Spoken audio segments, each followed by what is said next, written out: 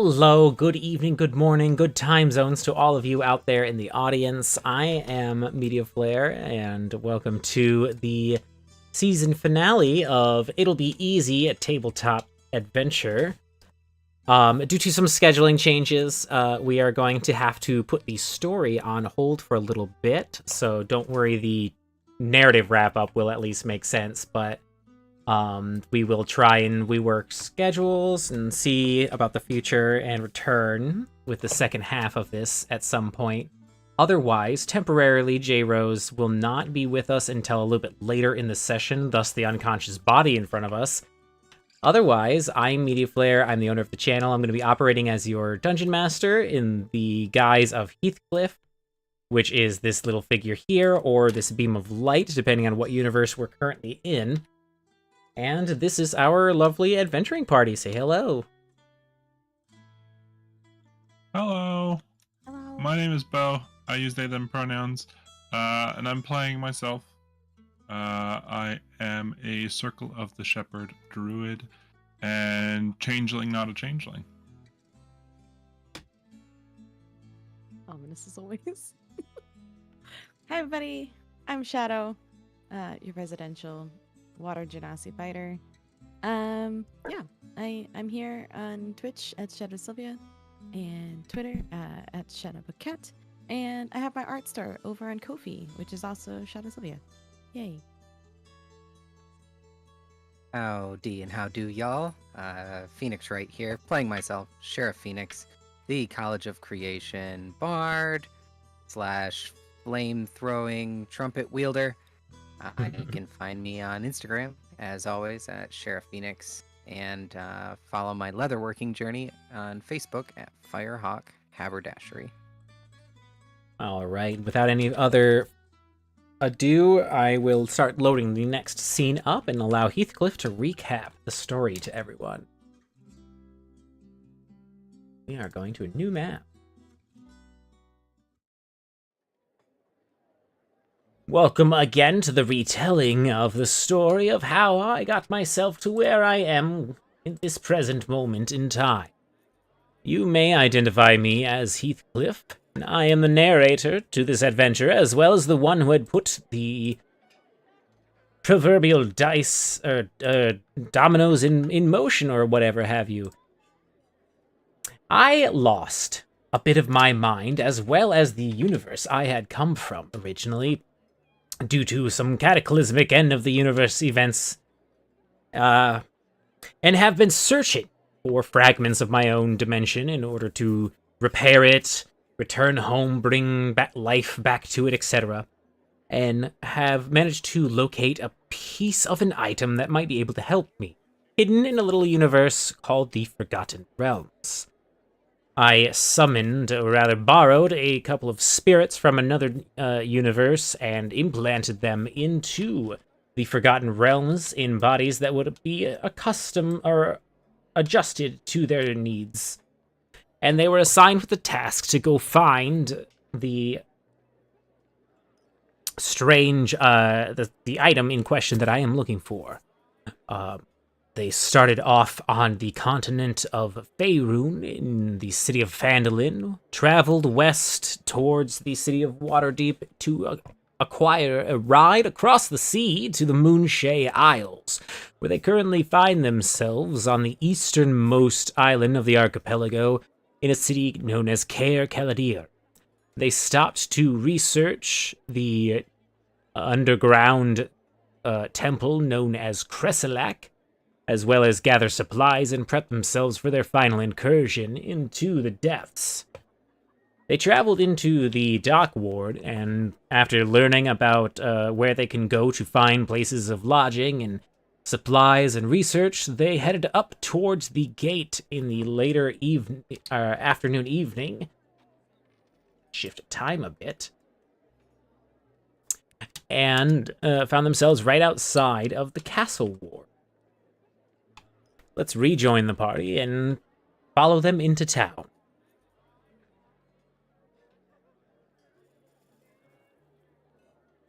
Oh, you know what I should do?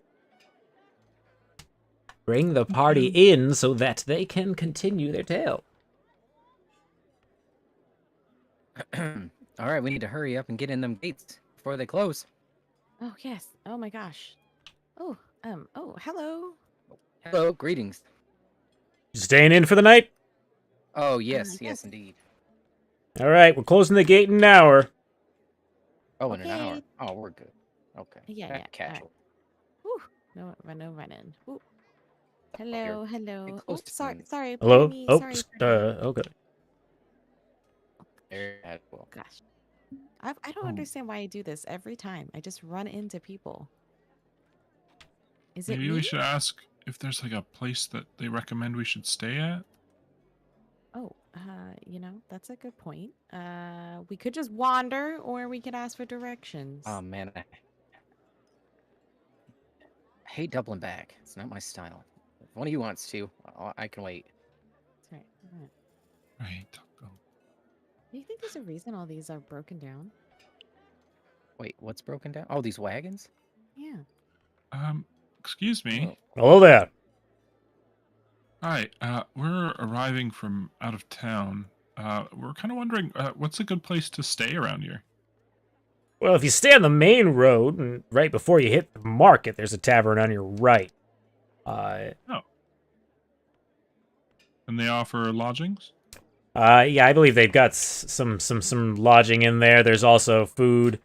I've never stayed there myself, but I know it's open all night.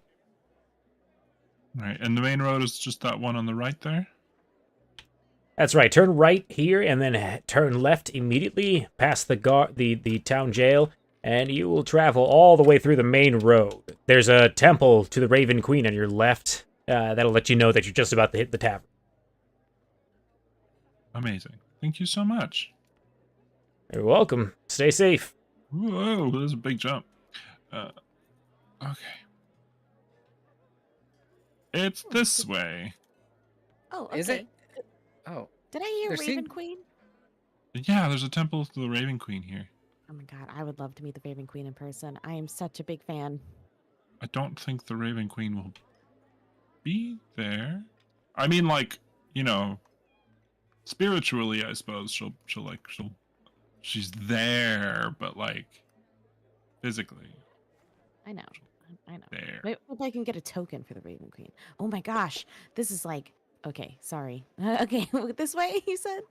there's Yeah. another inn like right over here too. I don't know what he told you, but there's a sign with a pig hanging from it that's like right around this corner right here. I don't know if that's a better option, but I just peeked around the Um, corner. It's there. That's true. Well, maybe let's check out the other place, and then we can always come back to the pig place. Copy Yeah. that. Just scouting it out. And there are Hmm. a lot of wagons right here. Oh, it's the jail cart. Oh, is this the jail? Yeah. They said we would be passing the jail. The jail was like right before the market, and then when we get to the Temple of the Raven Queen, that's like the sign that we're Oh, next to the tavern. here's another like markety thing. Okay. Oh, with the pig. Yeah. Interesting. Wonder if they're like a lunch place for the jailers. Maybe it's like a deli. I could go Ooh, for a sandwich right now. yum! Good deli sandwich. And eating boat food for a week. Oh Oh, gosh, that I know. sad we didn't get to Hi. eat that fish that you caught, or we had to throw it Yeah, off at that that's fair. massive dragon Well, turtle. there's bar fish in the sea. You know. Oh, what is this? Oh Mm, my. all these buildings look the same. Oh, what is this? Oh. Oops. Hold on. The market? I think the market is further down. Oh, this little space in here looks like it might be a market. I know. That's what I was just looking at. Y'all look a little bit lost. Look a little bit nosy. Oh, hey. I mean, you're standing right outside of my stall, so, you know. I'm fair. just kidding. I'm just kidding. Playful jest. We are lost, actually. I'm a little sensitive about it. Do you need help? Where are you trying to get to? What was the name of the place, Bo? What place? The tavern? Yeah, the inn. Yeah, there's a guard that told us there was an inn we could stay at. We're from out of town. Oh, well, what type of coin are you carrying? And I guess it depends on how heavy your pockets are. Oh, coppers. I believe silvers. There's gold. We've had electrum. I think platinum's another type of coin too. Those are the kind of coins that we typically find. Well, it doesn't sound like you're hurting for coins, so you have the lay of the land. There's a tavern right down around the corner there. Yeah, right before you get to the market. It's called the Golden Straw. There's another one right at the entrance of the southern side of town, but that one's a bit more budget friendly. You can also find free lodging at any of the temples if you're looking for it. So it sounds like the golden. What was it? Golden straw? The Golden Straw. Was the one that we were being directed to. It's across the street from the Temple of the Raven Queen. Yeah, I mean, so you see the temple right up there, Oh, and then just Oh, beyond it, purple. Blue roof. Oh no, I see one. right there with the stairs, that's the temple, and then just right past it, on the right, that's the tavern. Oh, okay. Oh, okay. All right. great! Thank you so Brilliant. much. No Yeah, problem. Appreciate it. Ah, it's nice to run into people who aren't always trying to kill you. Right? Yeah, or steal from you. Yeah, jeez. Venturing, it's such a heartache. Wait, Everyone's so this just is the trying to temple? survive. Temple's up right here on the left now. So Yeah. Oh. the must be either this building or this one. I bet you it's this one right here. This looks very inn-like. Yeah, What it's is like it? a tavern, What does right? this sign say? Hey Heathcliff, can I read this sign? It's written in a handful of languages: common, elven, gnome, halfling, orc, and giant, and it all says the Golden Straw. Huh? You think this is it? Yeah, yeah. Oh. I think that might be it. Cool. I was losing my patience. That was about to be the last straw if this wasn't it.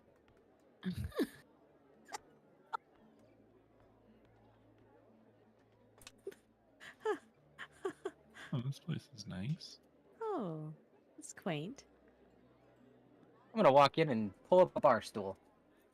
Oh, is this a stage? Oh, look at that tiny little stage. Wow. Hello there, welcome to the Straw. Pull up a seat. What can I get for you? What's a special tonight? We have a special greenfish stew that we have from our neighbors in the north. If you're not too keen on meats and the like, we also have a salad, a fruit salad, organized by the farmers in town. Ooh. Okay. Do you happen to do any like bundles? If you do you have any rooms available? And if you get a room, does that come with a lodging and food for the evening, or how do you do things here? Well, you pay for the rooms. There are singles upstairs that are available, and they're 2 silver a night. Otherwise, the food here is separate from that, as we have both day and night services. Be that. Well, we definitely do need to eat. And how many rooms do you think we all need? But they were singles, right?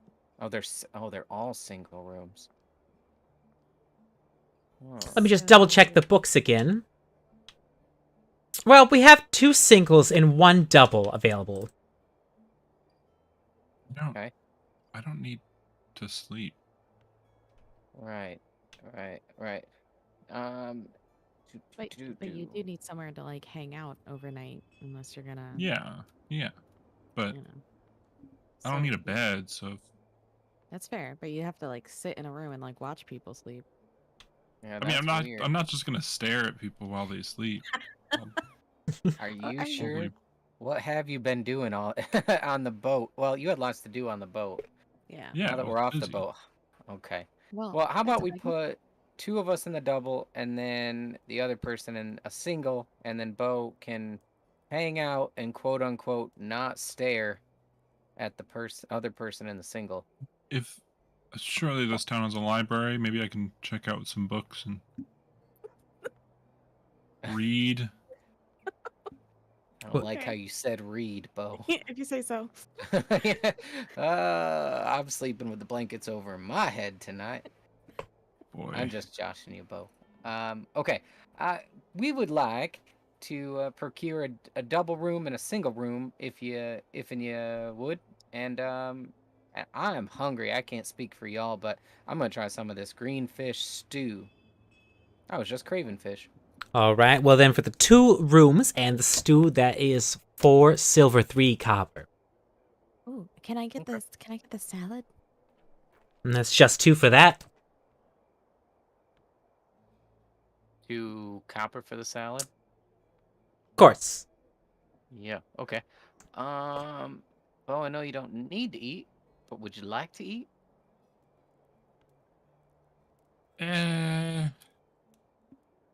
I don't know. I don't really, again, don't need to, don't really have like a craving for food. It's really like, maybe if there was like a dessert of some kind, I'd like Ooh, yeah. eat it for the flavor, but like, I don't know, not really. Fish is not going, like, I'm not craving fish. We have cinnamon and butter baked bread if you're looking for something sweet. Is anybody else gonna have some? I feel weird ordering it just for myself. I'll Oh. have some. Absolutely. Yes. I don't have to worry about watching my weight here. Okay, yeah, sure. We'll get one order of that, please. All right. Well, you go ahead and take yourself a table anywhere you want, and we'll get you the food out. Here's the keys for your room. It's the first and second door on the stairs. Thank you. And what's our total? That is 4 silver and 5 copper total. 7 if Perfect, you are sorry. Were you buying the bread? I got a bit lost in that. Yes, please. Okay, 7 copper then. Okay. 5 silver. Will that cover it? Here you go. Keep the change. Well, thank you very much. Go ahead and stretch out your legs and enjoy. Thank you. Oh, excuse me. Mm-hmm. Is there a library in town? There's a few of them. What type of reading you looking for? Researching about lost cities or underwater adventures. Is this for academic purposes or magical reasons? Academic.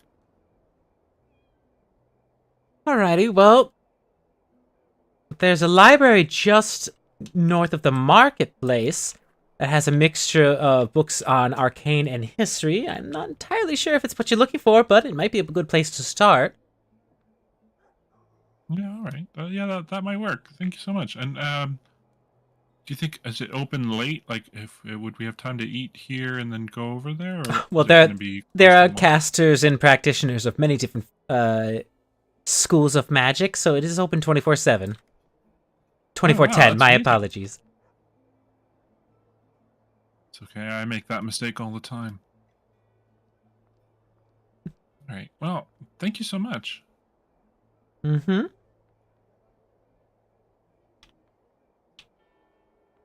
People here are real nice. No, right? That's too It's very nice. refreshing. I don't know, like compared to like when we were in Waterdeep, you know, people kind of just felt like standoffish over there. Oh, wait! Look in the corner over there, y'all. Wait, where? It's our crew. Oh! Well, they Oh, said hey. they were coming. Hello there! Hail and well met. Yeah, taking a night here at the Straw? Yep. Yeah. Well, fancy running deer in such a large place. Right? Do you want to join us or should to join you or? Yeah, feel free to squish your chairs over here. We're already settled in, so if you want to join us. Okay. Oh, we should do that. Scooch. Excuse me. Just jump on the table for a second. It's a chair, not a table.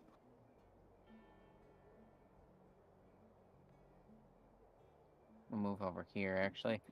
Never keep your Yeah. back to the door. That's right. Yeah, that's right. to live by. Got to... Hey, do you Yes. think allergies work the same here? How do you mean? So the salad. This is such a large salad. I wasn't expecting all of this, but okay. This is a salad fit for a hero. I Entire got the salad. cabbage. Oh my goodness. Not akin to your liking. No, it's just Very not what I large. was expecting. New places, new food. I'm gonna. It's probably fine. I have a nut allergy. Oh. What type of nuts? Tree nuts? Like all of them. Well, I just we get can real sick. specify with if I have a spell that I can use to specify it, identify it as a type of poison in your case, and then detect it. That would be very helpful, actually. Thank you. Allow me to cast a spell in the vicinity of your food there.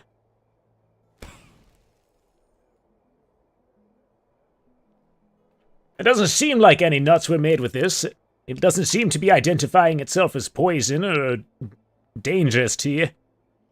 Ah, perfect. Wow, that's handy.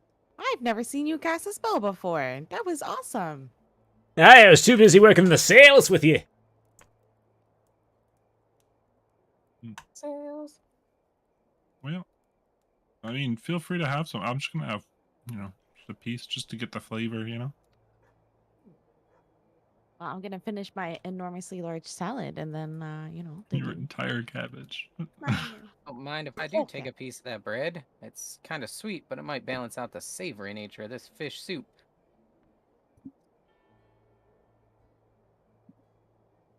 Well, yeah, fancy meeting you two here. You're enjoying spending some of your hard-earned pay from the trip. You guys got big plans tomorrow, right? Hey, we're meeting someone in the morning, and then they're gonna help us find our way to the Griffin Nest. And then we'll get our business sorted too. Oh, you actually might be a good source to start our hunt for this specific place that we're looking for ourselves. Chrysicola, Carcelac, Claptrap. Oh, Cresselac. Do you know anything about this ancient sunken city? Perhaps you, Bertram? Well, I have heard of it. Yes, I believe that's the large fissure that's in the center of the archipelago. Oh, it's in the center. Well, that's a good piece of information. Otherwise, the expert on that type of stuff would be Balhadur, but That's what I meant. Yeah, Balhadur. no. Always to the point. Always to the point. Just It's okay. You don't if know you anything, don't know or anything about it. That's okay. no, we shouldn't go there. She knocks her hand a couple of times on the table and looks over at Calgar. I apologize. I think that means that particular line of conversation is over for the night. Okay. Sore subject. Yeah, that's Okay. fine. Okay. Oh. In the meantime, I wouldn't bother it too much. I'll find out later what that's about, but for now, you just respect that. I think that the conversation is done. Okay. What other that's things fine. are you looking for in town? Last thing I would say is we would pay big for any information that one might be able to share with that. But I'll let that rest. But just know we're in need and willing to pay for it. Well, if I find anything out, I'll definitely collect on that. Otherwise, Thank there's a you. few libraries in town you can check out. That was our next step, but we thought just because we know y'all and we were traveling with an expert, but uh, yeah, this is good soup. Good soup. Great soup. Great soup. I'm gonna grab Nancy for a shower.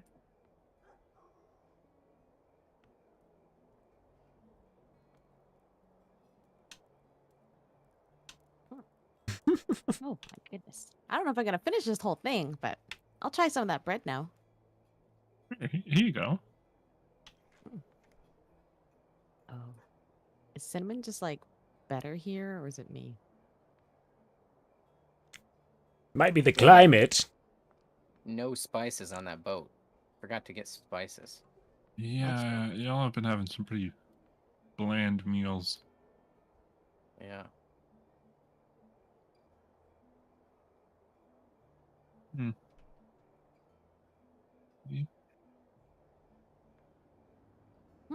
Well, much to do, much to do. Awkward. Should we go now? Yeah. Yeah, you could probably save that salad for later. Well, I don't know if it'll keep, but anybody want some salad? Yeah, I'll graze on some of it if you're done with it. Oh yeah, here, totally. Up for grabs. Okay. Well, Oop. I'm gonna go um out in town. And I hope everybody has a good night, and we'll see you again. Finish my soup. Put the bowl down, and back away myself and say, I hope to run into y'all again while we're here. And Balhadur, apologies for any sore subjects. Hope you find what you're looking for here. You all have a good night. Make sure to wear long sleeves. Oh Is yes, it because it's of cold, or? the The vampires. werewolves. Ah, and because of all the vampires. various Oh, bites and saliva you have to no. deal with, I All right, and you be sure to wash your underwear. tend to. I didn't see anyone wash their underpants on that boat. I'm gonna be real. I mean, I didn't see you wash your underwear. You have to I- wear underwear in order to wash it. Uh, I haven't seen you wash your britches either. all right. Well, I want to check out this temple, honestly. Oh, okay. You can go there first, sure. Okay. Does everyone want to come with me, or? Would you like to be alone, or because Oh, it's I don't mind. I just don't know if that's, if everybody else has other stuff they want to go look at, or. I might wander around this little stall here. I'm not much for Raven Queen business. Okay. Well, we'll probably just be a minute, so I'll Okay, pop well, back up. here's your room key. I think Oh. Julius and I will take the double if you don't mind, and then you can have your own space. Oh, well, thank you. I appreciate it. Here you go. Thank you. you think the Raven Queen's gonna have any issues with, all of this? Most certainly not. The Raven Queen is about balance. And also the Raven Queen does, sometimes have remnants, and they're technically undead-ish. Okay. Oh, she deals in the world of souls. Fine. Oh, Wouldn't want her to feel like, she's been robbed of one or something. No, that's fair. That's fair. I'm I mean, collecting. technically, you're not part of this world anyway, so. It's true. All right. Well, let's. Oh, this is spooky. I love it. I love this aesthetic. Then I'm just gonna. Oh my gosh! Look at this. Wow. Is it about temples and churches that just make you immediately want to whisper?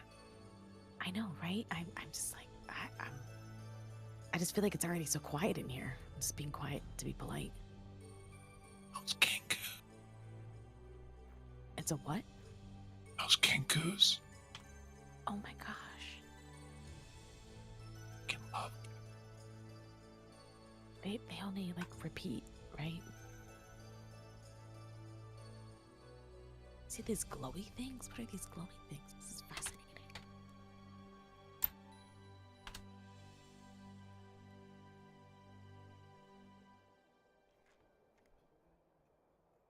What do you want to do here exactly? Oh, I really just wanted to check it out, really. Maybe pay some respects, I don't know. Pay some respects. Oh, Hi. Hi. Um, Can I help where would you? we- Where would we go to pay our respects to the Raven Queen? Pay our respects. oh, Oh. this. Hello there. Hi.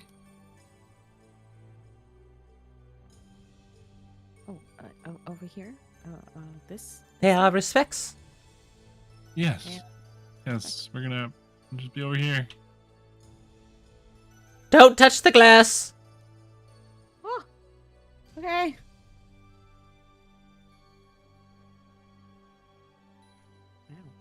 Wow. Well, hello there, Raven Queen. It's nice to meet you. Hope you're well. Hope the balance of the world is good. While you're observing this, it might be wise to absorb the experience through a history or religion check of your choice. Oh, okay. Well, do my best with the religioning, because that's a Raven Queen thing. That's it. That's a 12. A 12 for religion. It seems that these are incredibly preserved bones, probably belonging to a Shadar-kai member sometime in the past, back before the deification of the Raven Queen. There also seems to be some sort of deposit bin, although the stains are difficult to recognize along the side of it.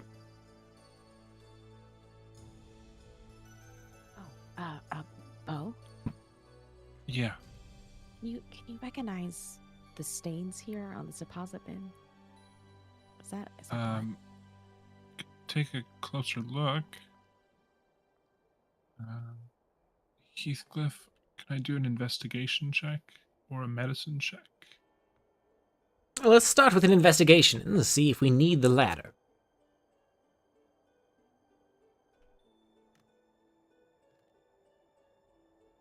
$23. Well, as you're investigating it, it seems that the liquid stains are neither blood nor saliva or oil or anything that you can recognize, really. There is a single iron hook, small and thin like a sewing needle but curved in the corner, on a thin thread that looks like it's made out of some magical string to be durable and not be able to be broken. It seems that the hook is used in some way to deposit something into this chamber.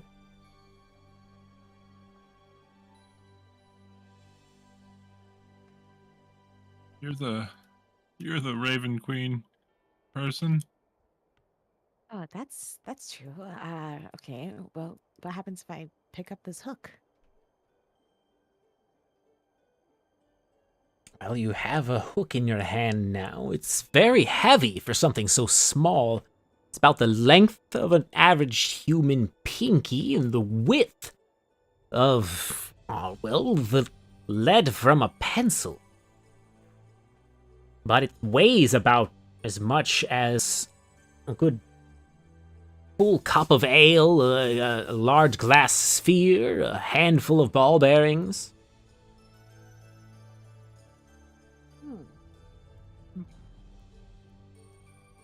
Maybe we should ask before we do something that would offend the Raven Queen, Yeah, I'm or just the assuming people in the temple. that's fair. I'm assuming you're supposed to stab yourself, but So that was my guess too. okay. Because I mean, part of our thing is pain, but I guess we could add. What about these people over here?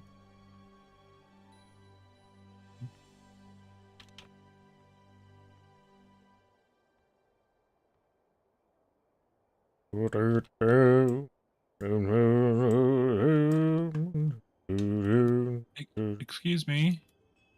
Ah! Whoa! Hello there. Welcome to the Church of the Raven Queen. What can I do for you, fair traveler or pilgrim?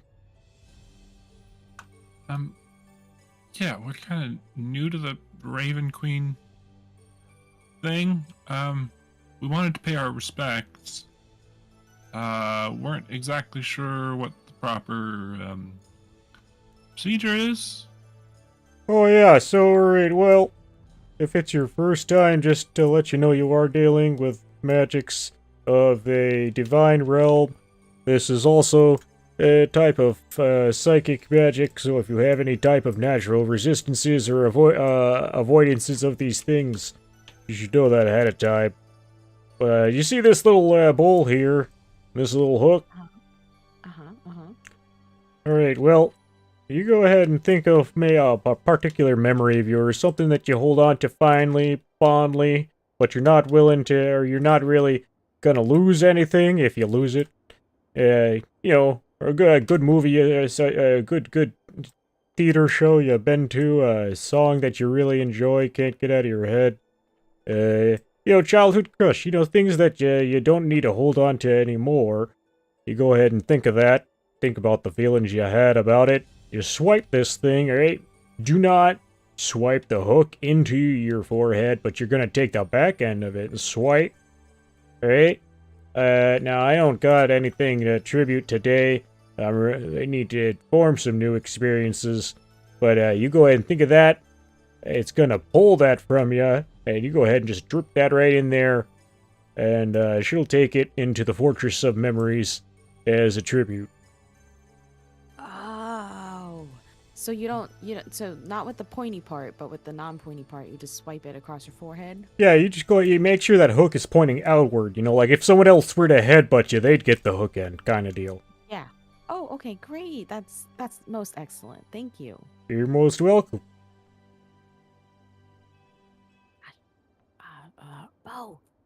Bo. Yeah. It's going into the Fortress of Memories. About that, Yeah. giving our memories of a place Oh. that's not from here. Oh, no. Probably a bad idea. No worries. I have some D&D memories. Or like memories from early on in this journey. It's okay. I will not Alright. use the other memories. Cool. Oh, okay. All right. So we're pick up this and think of our memory. What's a good memory? Okay. Memory of the sword. Talking about the sword in the shop. Okay. It makes me feel happy. And swipe. And deposit.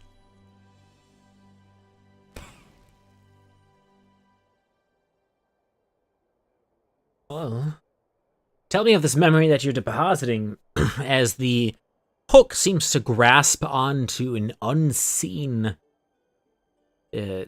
energy and pull it like a teardrop, a drop of spiritual or ethereal honey, if you may, and it gets pulled out of your forehead and stuck to the hook. What is the memory that is being lost? I think back to earlier in Phandalin when I was looking to purchase a sword and didn't quite know what I was doing, and I talked to a really lovely person about swords and ceremonial swords, and just kind of having that sense of, oh my gosh, I finally get to go on an adventure, unlike any other adventure I've ever had. As the fondness of this memory is pulled from you, you don't feel any emptiness or, ebb from this, but you do lose the fondness of the memory. And as you hold the hook over the basin, it slides off and slaps into the tray, and slowly, like honey, slides into the thin slit at the base of the tray. There's a strange warm sensation throughout your body, as if you were just injected with iodine right before a MRI or something. It's strange and new, but comforting and warm. Oh, okay. All right, Bo, that was dope. Okay. I'm good now. We can leave now. Right? Yeah, it's something. It's something Oh else. my gosh. Wow. I've never quite experienced something else like that. I mean, well, there was this one time, but it wasn't the same thing. But yeah, oh my gosh. All right. Thank you. You're most welcome, and the Lord Lady thanks you for your donation of the memory to the fortress. Yes. Okay. All right. We'll be on our way. Have a good evening. Blessed be to you. I might actually also have a memory to donate. Oh, do it. It was quite the rush, but I mean, I'm not. You don't have to do anything that you don't want to. You do. I'm sorry, I didn't actually get your name. Oh, my name is Stannis. Dennis. Do the memories have to be good memories or bad memories? Now usually if you're paying tributes, it's preferred to be something fond or positive in some way. Now, the lady herself can extract harmful memories to heal, but, typically when you're donating, you're providing positive energies. I see. I'll just hold on to this one then, I guess. Are you in need of alleviation from a traumatic event? Or the removal of a memory that is causing you difficulties to move forward? We do provide clerical services of that type.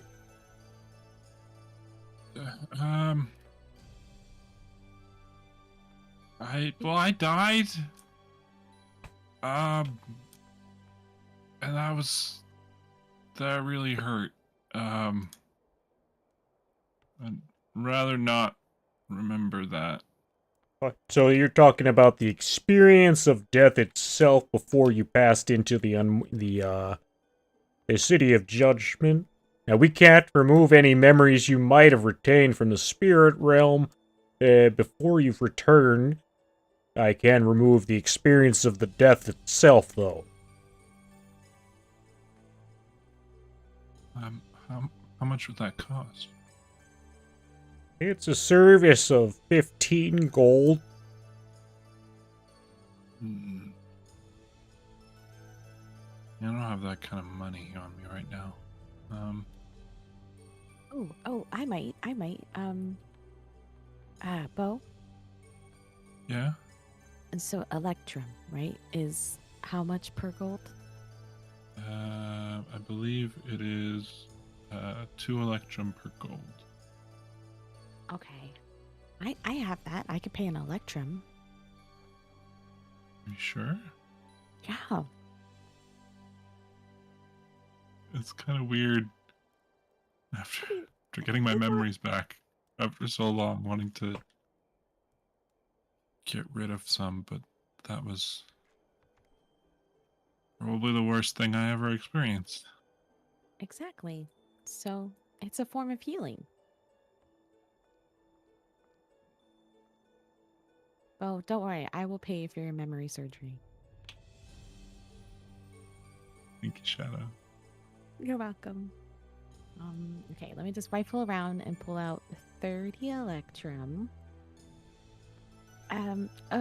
Is this okay for the memory thing? for my friend? Yeah, I could do. Why, pardon me. Yep, that's Here. that's the equivalency. I can take that, perform the extraction, or rather get the clerics to perform the extraction. Okay, well, great. Can that happen now, or do we need to come back, or? Oh no, we can do that right now. I just have to, clear the tables off for you. Let me get upstairs and get this prepped out, and or rather, I could. Hey, you two, you want to take over from here? We got an extraction. An extraction. Extraction. Oh my gosh. I love this. They begin frantically pushing books and candlesticks in order to clear space on the table.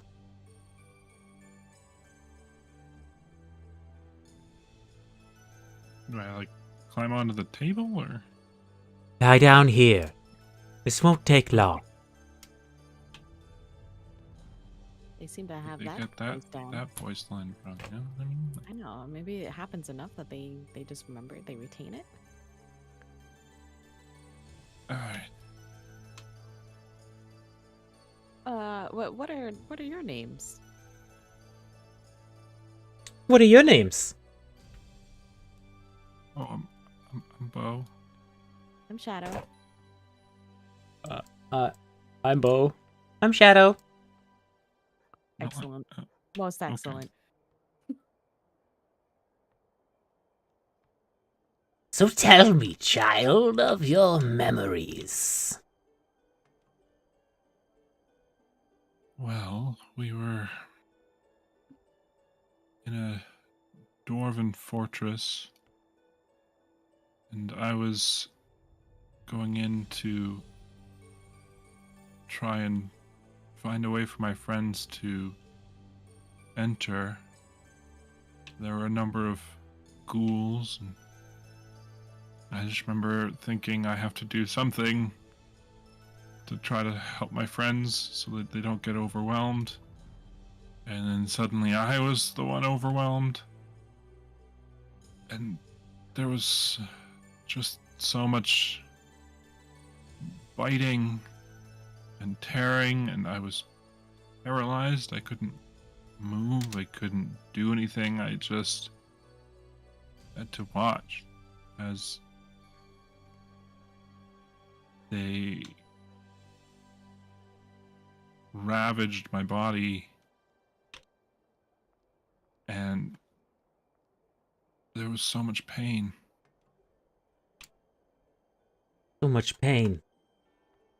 So much pain. Keep going! Keep going! I didn't know if I would ever go home again, see my family again. I thought that was the end for me. I thought I was done, and suddenly I was cold and warm at the same time, and then everything went black, and I died.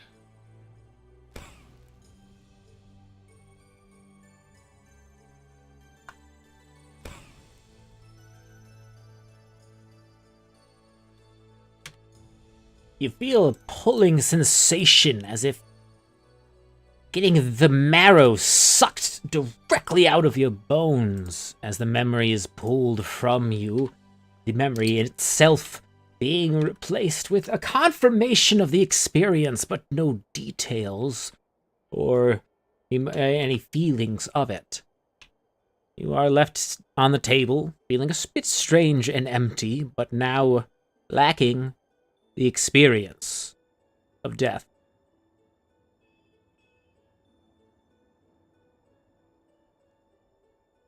Yep.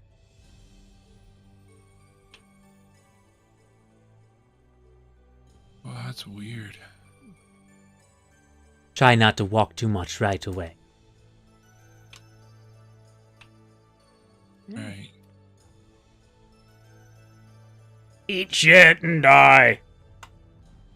I'm sorry, what? Try not to walk too much. Oh, okay.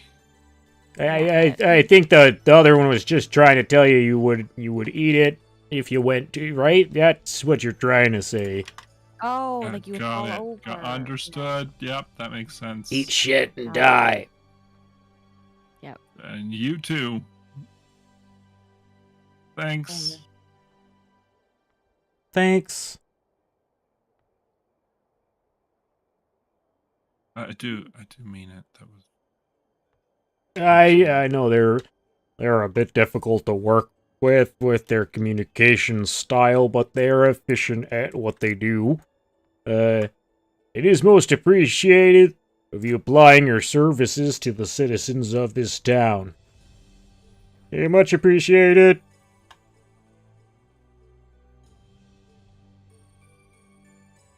Great. Oh. It- This has been most productive visit. Yeah. Well, Yeah. be careful and make sure, try not to run or jump or anything. You're going to be a bit dissociated for the evening. Your experience still happened and the events are still the same, but you now have a blank spot. You can get confirmation of these things from others, but if you try to delve too much into that memory, it's gonna cause a bit of a confusion at first. So, just try and sleep it off. Think of other things for the rest of the night. Yep. That's not gonna be a problem. Definitely don't tend to focus on things that I shouldn't be focusing on. Thank you. Hey, You're most welcome. fine. May the Queen watch over you. You And not do. sleep. Yep. Wow. So, was that productive, you think? I think so. Okay. It's. Well, that's good. I don't. Just feels like there's like an ache that is kind of. I know I should feel bad about it, but I don't have any reason for why. Oh, well, that's okay then. That's okay. You can take this moment and just breathe, and we'll go explore a town for the first time. Yeah, And we yeah. can, Maybe we should find Phoenix. yeah, and we can, talk about stuff a bit more in depth later. I don't want to cause you, psychic harm or, Yeah, no, stuff like probably that. should So, just stop talking about it. but I'm happy that you did it if that's what you wanted, and I hope that it improves some things for you. We'll find out, I guess. It's I Yeah. don't think I've ever had entire memories removed before. It's true. Let's not think about this anymore. The more I think about it, the more I start wondering about the nature of memory, and this just does not do that. I mean, we could probably find some books about it at the library, but let's find Phoenix. Maybe this way? Yeah, Phoenix. Sheriff.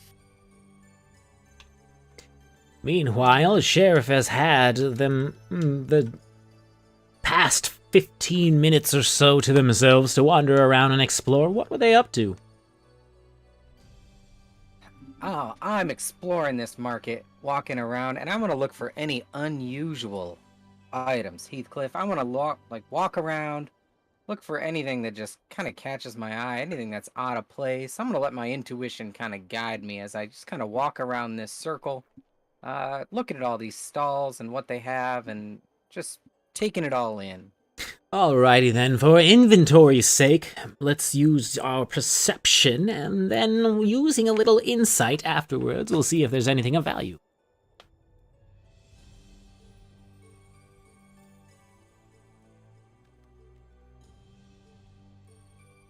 All right, I'm perceiving at about a 15, I'd say. Alright. And see how insightful I am on this little jaunt. I'm about 12. As you look around the market, you see that there's a variety of different items here. There are fantasy novels written in various languages, foods from the local farms. There is a smith doing custom jobs, etching runes in on the armor. There is an exotic meats and cheese seller. Another collection of books seem to be a bit on history and or social knowledge. An enchanter as well as an alchemist. A spice merchant. A medical or a magical researcher, as well as an expert huntsman with their supplies. Based on your insight, you can tell that most of the items here are of high quality around this market. Some of which are magical, some not so much, but it seems that people from around Moonshade travel here specifically to sell the best of their best. Oh, well. All right, well, I think I'm in heaven. I'm going to follow that all up with a nice detect magic spell and see what's pinging my interests a bit more. Make a wisdom saving throw. As the cacophony of alarms blaring in your head, allowing you to know of magic items and their locations, nearly overwhelms you at first. Okay. That is a... wait a minute. Hold on a second. I do have advantage. That is an 11. You manage to push back the oncoming migraine as you gather your thoughts, but as you look around and feel the magical energy exuberating from things, you realize that you are surrounded by magic. The fountain is magic. The torches are magic. The stalls themselves are magic. The items in the shops, some are magic, some are not. The arrows in this shop are magic. The food over here is not, but these books, some of the pages seem to be magic. It seems that the town is a very magic-centric place. Wow. Well, I'm a kid in a candy store. Okay, the books. Wow. Runes. Oh, I could go to an alchemist. Oh, the enchanter. I could check out. Man, I want to go to all these places. If only I could split myself into like 5 different versions of myself. I can do that. But let's focus. Where to begin? Let's check out. Okay, I'm gonna swing by this fantasy novel salesman over here and see if there's any books on. Oh shoot. Carmichael, Casablanca,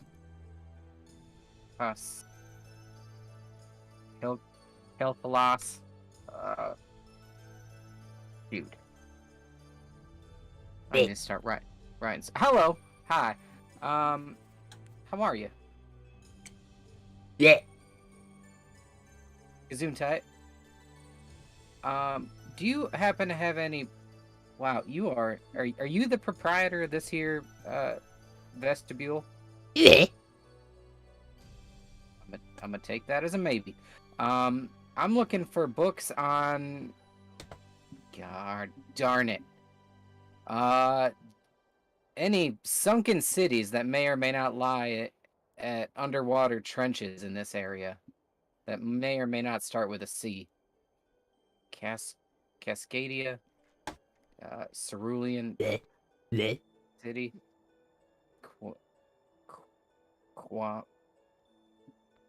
anything like that? Yeah. The creature pushes a pile of books over and nudges 2 of them out and shuffles them towards you. One of the books reads Callisto of the Sea, an erotic fantasy novel. And another one, Crandelico's Magnificent Journey to the Unknown. Well, man, I want to read both of those, but I don't think that is what I'm looking for. How much for this first one? I ask sheepishly. The creature holds up 2 of its digits, their fingertips painted gold. Two fingers. 2 fingers? Man, I don't know if I can afford to give up 2 fingers. What? The creature plucks a single gold coin from underneath it and spits it onto the table in between the 2 of you. It spins for a moment and then rattles and settles itself. Oh, there's no need to tip me. Here, how about I just give you 2 gold and I'll take this this scroll and we don't mention this to anybody. A creature grabs the gold and shovels it underneath its body. All right, and I take that erotic novel and put it in the bag of holding. This is for later. All right, thank you. I'm gonna keep looking at other things. It's at this point that Phoenix hears the voices of their companions as they exit the temple. Oh, dang, I thought I'd have more time. I'm gonna act like I'm busy before they get up here. I'm gonna check out this fountain while they're walking up. Phoenix! Oh, Sheriff. that's them. Sheriff? As they call out to you, provide me with an investigation check as you're checking out this fountain. Oh wow! Look at this whole store thing. A lot of potatoes. That's an investigation of 15. As per your confirmation earlier, the fountain is magical, and you notice a few people passing by and throwing coins in. And as they do so, minor cuts and bruises on their thumbs from work, or filth on their clothes from the day are brushed away, and they continue on, feeling a little bit refreshed. Seems this fountain heals minor wounds. No use to me. I am flawless. It's not for me, I guess. Over here, friends! Oh, Sheriff, this way? Hello, Sheriff? Oh my, look at all of this stuff. This stuff looks fancy. Oh, cool. Oh, hello. Oh, hi. Hi. What's it? How's it going? Good. We had some experiences, but I don't think they were necessarily negative. You don't think they were negative? No, it was very interesting to experience Raven Queen firsthand. Well, not like, Yeah. herself, the lady Payne herself, but, Nice. Anything interesting occur?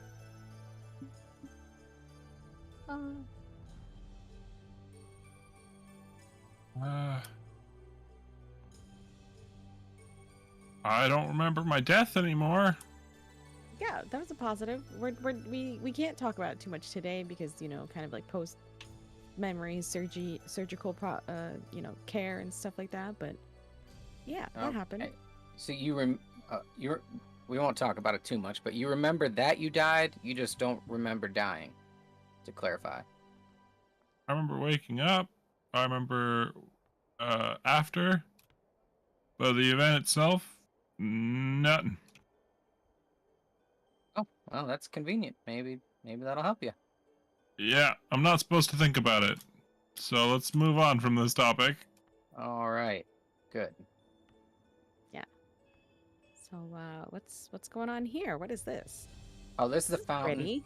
It'll, I think, heal your minor cuts and wounds if you put money in it.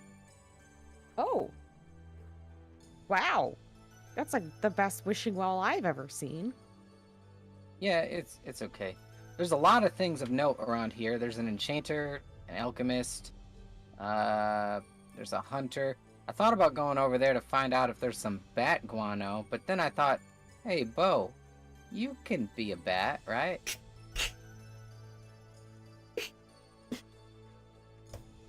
Are you asking me to shit in your hand right now? Oh Oh, my gosh. don't be so rash, Not my in public. friend. Not in public. I just thought, here, you could take this empty vial, and the next time you're a bat, just have this vial on you, and It's not. and conveniently use it. Is that how that works, though? Does that Uh, count? Maybe. I don't know. Technically. All I know is I need some bat guano if I'm gonna be casting fireballs anytime soon. Not to And make it weird again, but Yeah. how about I do it while y'all are sleeping? okay, this don't come in my room for a multitude of growing reasons. I mean, I wouldn't do that unless you asked. All right, fine. Um, Boundaries are other words, important.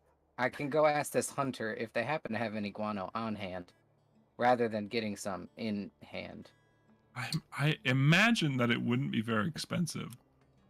What with, its feces. All right. Well, I mean, you don't know. It doesn't grow on trees. Literally. No, but it is still natural. That's true. mean- Maybe I'll check it out. But For fruit bats, doesn't it grow in trees if it's a fruit bat, though? Anyway, sorry. Okay, well, let's go ask. this is we're getting very personal Oh, now. okay. We hit Well- day, like, what is it, 18 of our adventure. Now the secrets come out. I mean, right, yeah. I'm confused. Is the secret that never mind. I just mean we get comfortable talking about bathroom activities and using Look. each other's bathroom activities for spell components. Look Everybody at that poops. fish. Everybody poops. Fish is wild. Look at that fish. Does that have a tusk? It has tusks. Wait, what? Oh, Oh my gosh! What is that? I don't know. You can attempt a nature check to see if you can identify the creature. Yeah. Yeah, I definitely will. That's incredible. That's a 12. Judging from its appearance, it obviously isn't something naturally in this biome. It looks like it's some sort of creature that can survive under extreme pressure.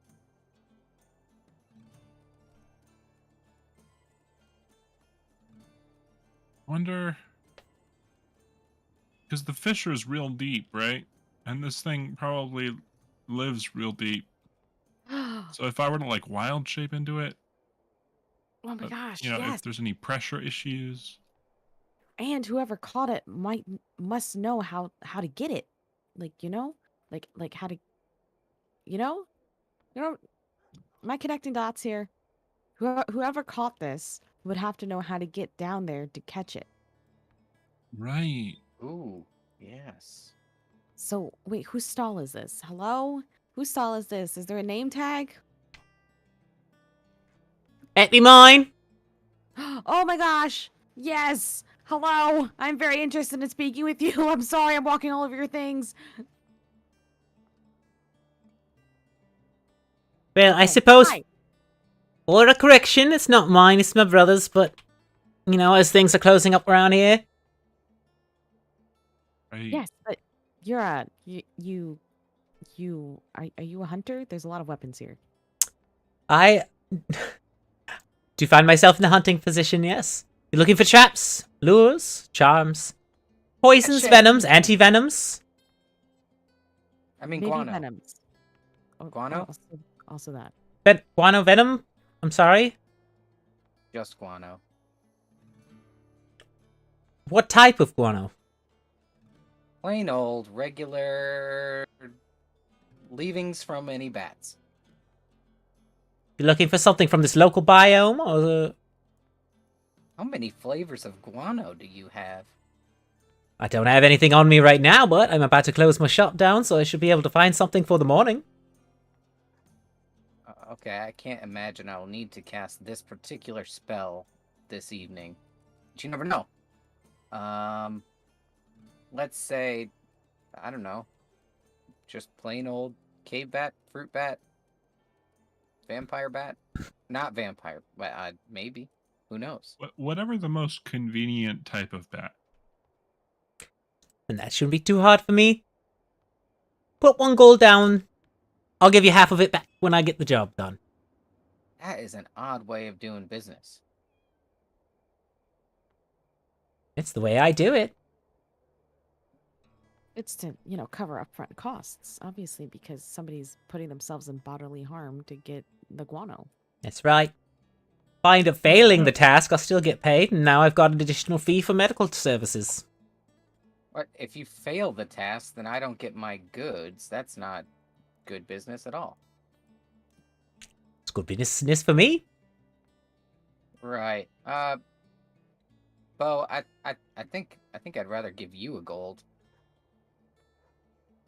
Well, how about this?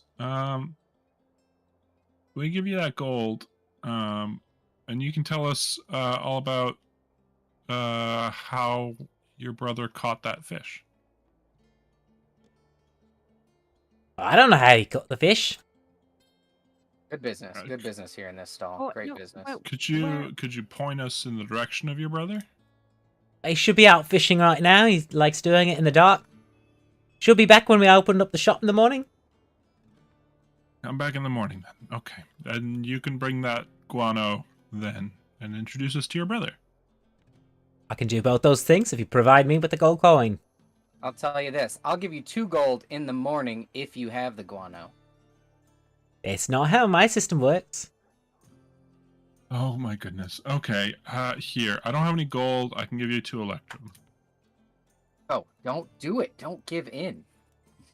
Fine.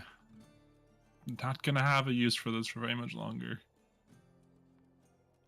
All right, I'll tell you this. I'll give you 5 silver tonight, and if you have the guano tomorrow, I'll give you an extra gold, and then you keep it. Then you're making.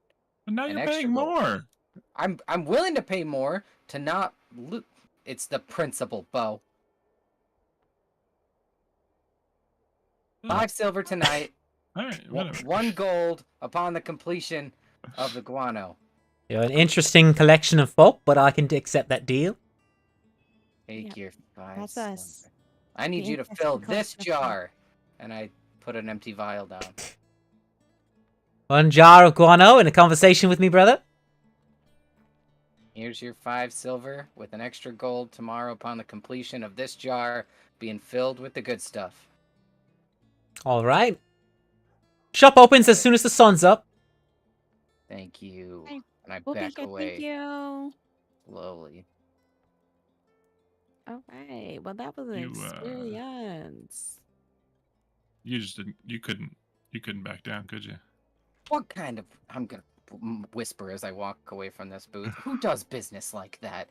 Give me a gold and I might find it, and if I don't find it, I'm keeping your gold? What the That's I mean, messed honestly, up. we should do business like that. I mean, but Nobody does business like that. That wouldn't... Hey, there's more shops in here if you want to check them out. There's a... This person does runes up here. You might find that interesting.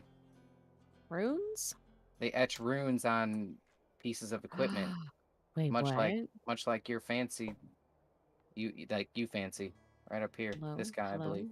Hi. Hello. Hello. Do you do runes?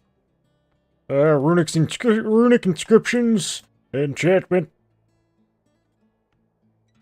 old dwarven magic. An amplifier here and provide magical abilities. Yep. Oh, okay. So not like these runes. As I lift up my leg and show off my shoe. That's some fancy looking footgear you got there. I recognize the rune, but I've never seen a shoe like this. I made it myself. I think we're going to need a deception. Shouldn't be too hard. You've never heard of the great cobbler Nike? Oh yeah, all the rage. Make shoes for victory, and I give you bardic inspiration as I pat you on the shoulder. Okay, I do have advantage on deception. Oh, It you it do? just hasn't come into play so far this campaign.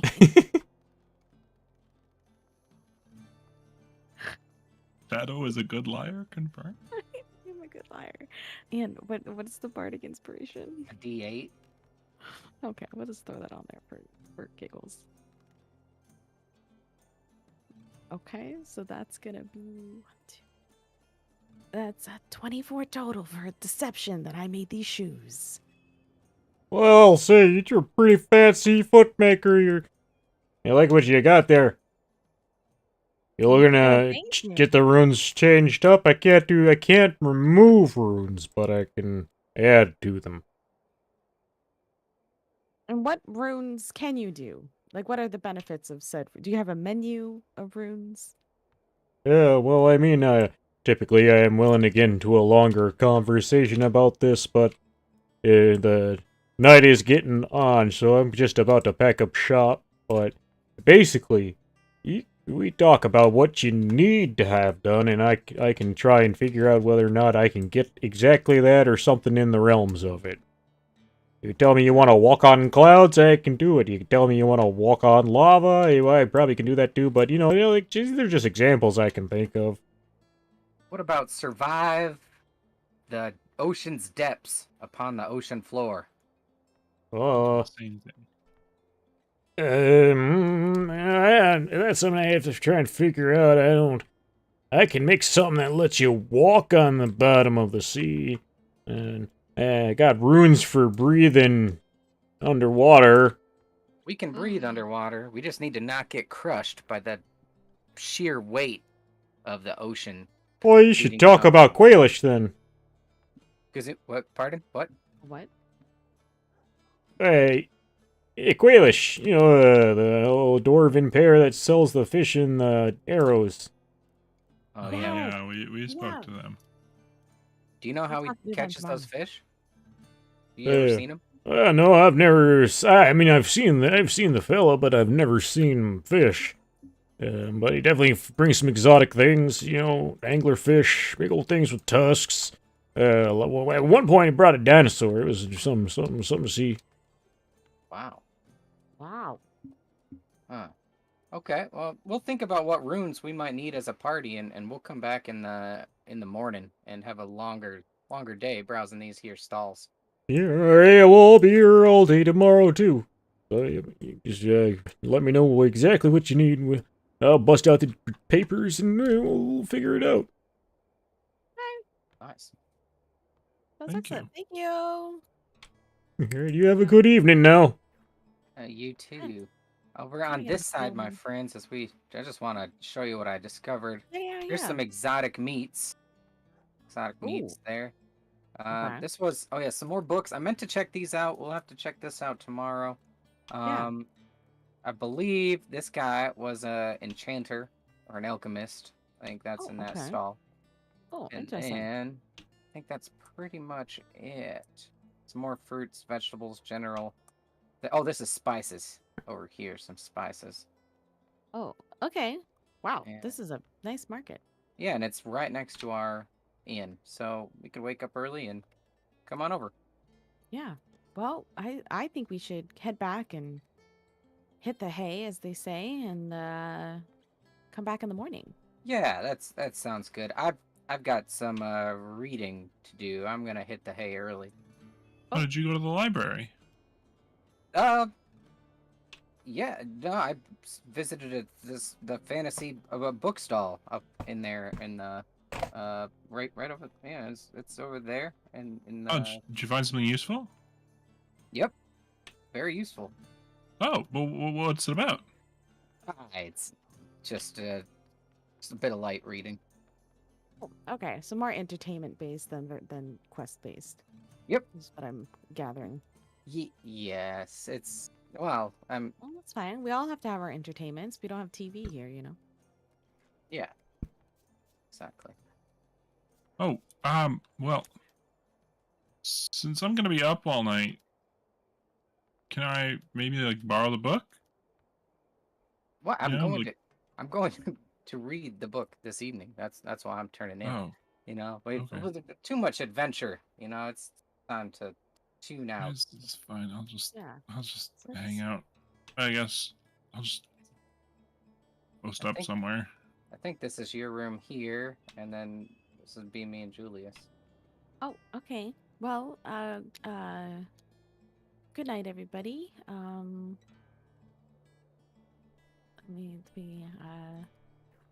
Bo, good luck on your nighttime adventures. Yeah, I'll just hang out downstairs and drink, I guess. Hey, that sounds fun. Maybe you can meet some more people that can tell you about travel, water travel, boat research stuff. What's the name of the place again? Cresselac? Yes, Cresselac.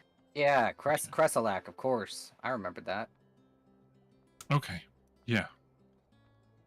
Did you all have anything you wanted to do in the library? Because maybe I'll just, while y'all are sleeping, I might just go over and do some research. Oh, As long as I just don't like do anything too intense.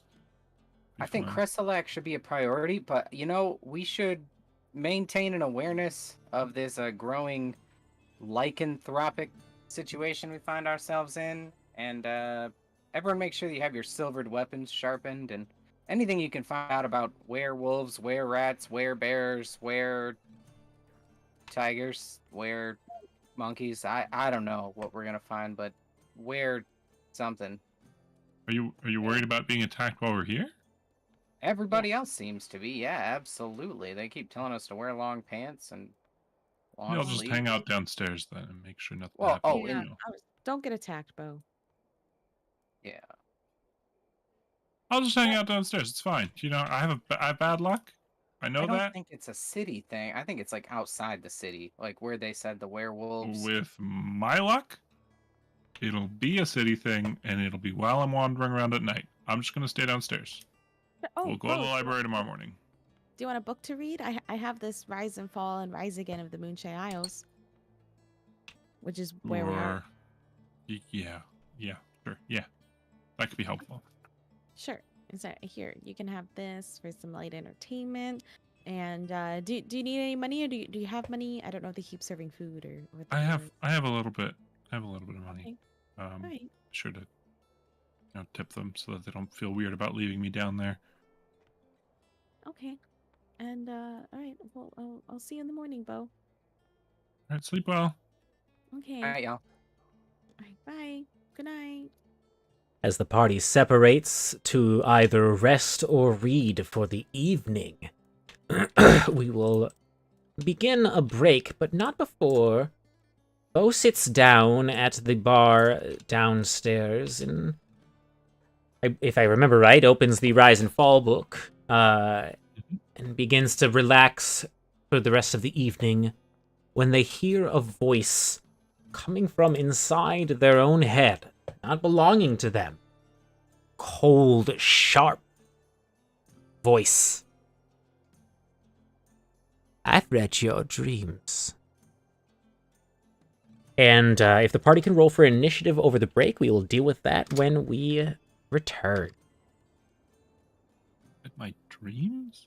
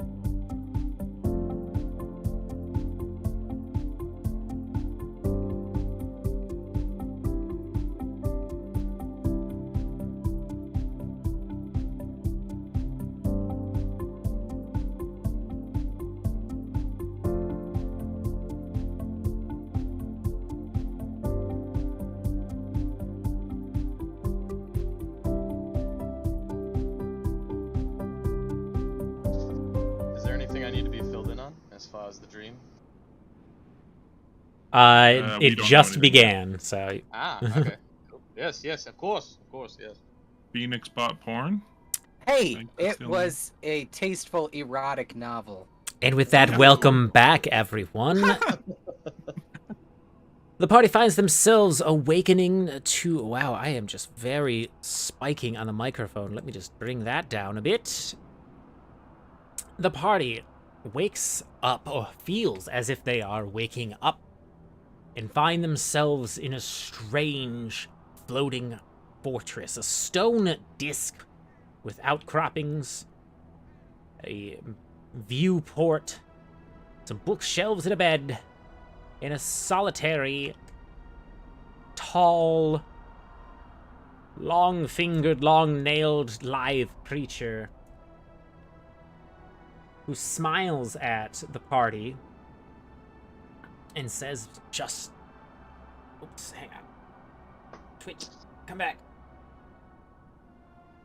Smiles at the party and says, I have been summoned to stop you. And you see around you spectral shapes solidifying into enemies. Some spectral floating suits of armor as well as shadow-like ghosts. They all look poised to attack. Before anything kicks off too hard, Shadow, it is your turn first.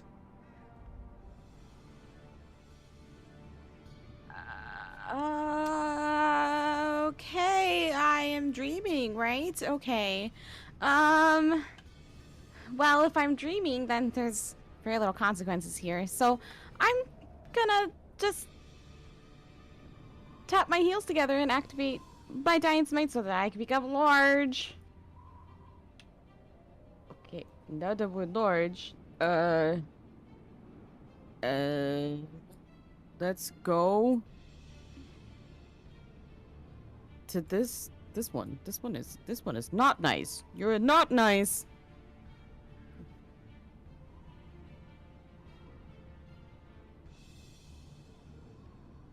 Hello, I do not like you. I Slash do at not it with care.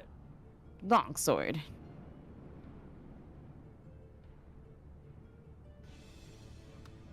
Oh, that is the wrong button. Ignore that. Ignore me! How would you like a 27 to the face? Stab, stab. A 21 seems to strike this creature.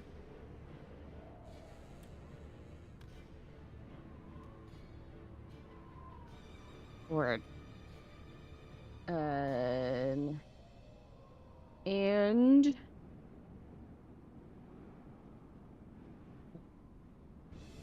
so that would be that plus this button, which this is. Yeah. So that it would be 9 stabby damage for you. 9 stab damage, alright. I forgot to set the creature's HP is -9, makes you that. Alright. And then it is the enemy's turns. The hag-like creature in front of you smiles and says, I am blessed by the gods. You cannot fight me. And she raises her hand and points a single digit towards Shadow, and a black beam shoots out. +6 is a modified 20 to hit. Oh no! Shadow is overcome with a strange, enervating energy, and for the next 1 minute, or until you break the spell via Constitution save at the end of your turn, your damage is halved with anything that uses strength. Okay. The creature smiles and says, you will calm down now. The two armored shadowy creatures along the walls begin moving, looking as if they are crawling through something unseen, and they move their way around the room, taking partial covers and throwing javelins at the party. One of which is going to fly towards Bo, and the other one is going to fly towards Phoenix, it looks like. They both have +4s to hit. Left, right. Alright, the one going to Bo is a 23, and the one going to Phoenix is a 12. Yeah, that hit. Whizzes by me. Alright, the javelin does... Oops, that's a d8. The javelin pierces, or rather scratches through Bo for 6 piercing damage. Two shadows pour through the cracks in the wall and start clambering forward, crawling their way towards J-Rose. Their movement speed is enough. They definitely shouldn't be flying because it looks cooler. And they both reach their hands out to try and touch J-Rose. +4s, so 18 and 15. What is J-Rose's armor class?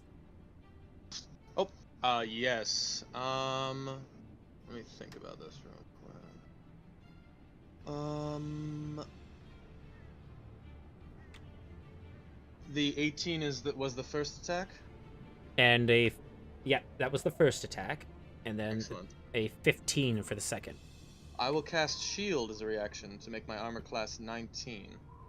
Excellent. Both of them So they touch, missed. but fail to connect anything as they try and attack you. And that is all of the creatures. Phoenix, it is your turn. Oh, wow. Okay, we were just asleep. I remember that. Now we're in a dream. Dream. You know what? I hate those dreams when you were, everything kind of slows down and feels like you can't get anywhere. I'm gonna flip the script and see if I can't make that happen here. Heathcliff, I'm gonna cast Slow, which is conveniently, boom, the entire space up here. I can select up to 6 creatures. I'm gonna go the 2 shadows, the 2 suits of armor, and the hag. Let me see.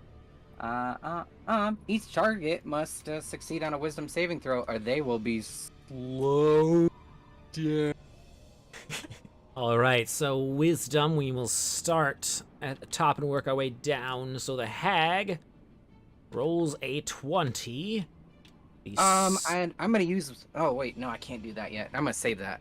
Okay, that's good. All right, the 2 suits roll poorly each, wisdom, so a 2 and a 9. And then the shadows, wisdoms, a 19 and a 19. 19 and a 19. Okay, I think. Let me see. I think I am going to do it. I can do this. I'm gonna use my reaction to cast Silvery Barbs on that hag, forcing her to re-roll, which gives her disadvantage on that. And I'm going to simultaneously, I get to give advantage to someone, and that's going to be myself. All right, so then the hag and the 2 armors failed. Okay. Just so you know, Heathcliff, they're an affected target speed is now halved. It has a -2 to their AC and dexterity saving throws. It no longer can use reactions.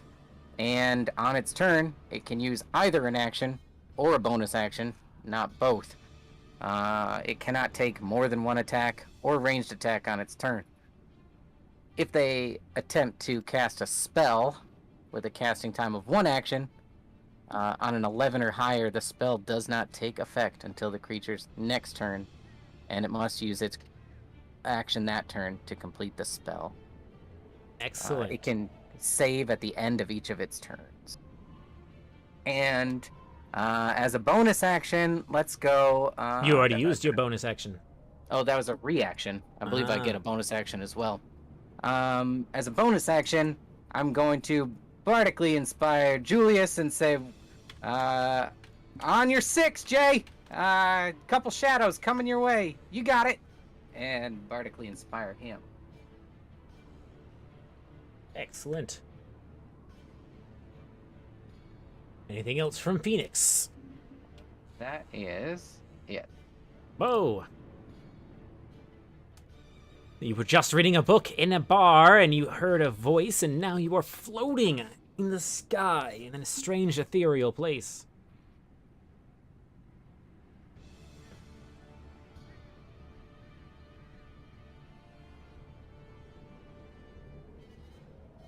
Can you hear us, Bo? Yeah, I muted myself instead of unmuting myself. Let's even the odds a bit.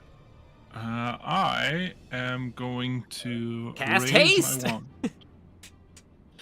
I cast haste on all the people that were slowed. No, raise my wand, and from the tip of it, 4 green bursts of light are gonna come forth, summoning 4 crocodiles. Crocodiles.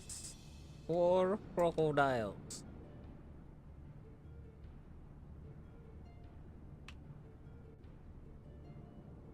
One, 2, 3, 4. 4 little crocks. Yes.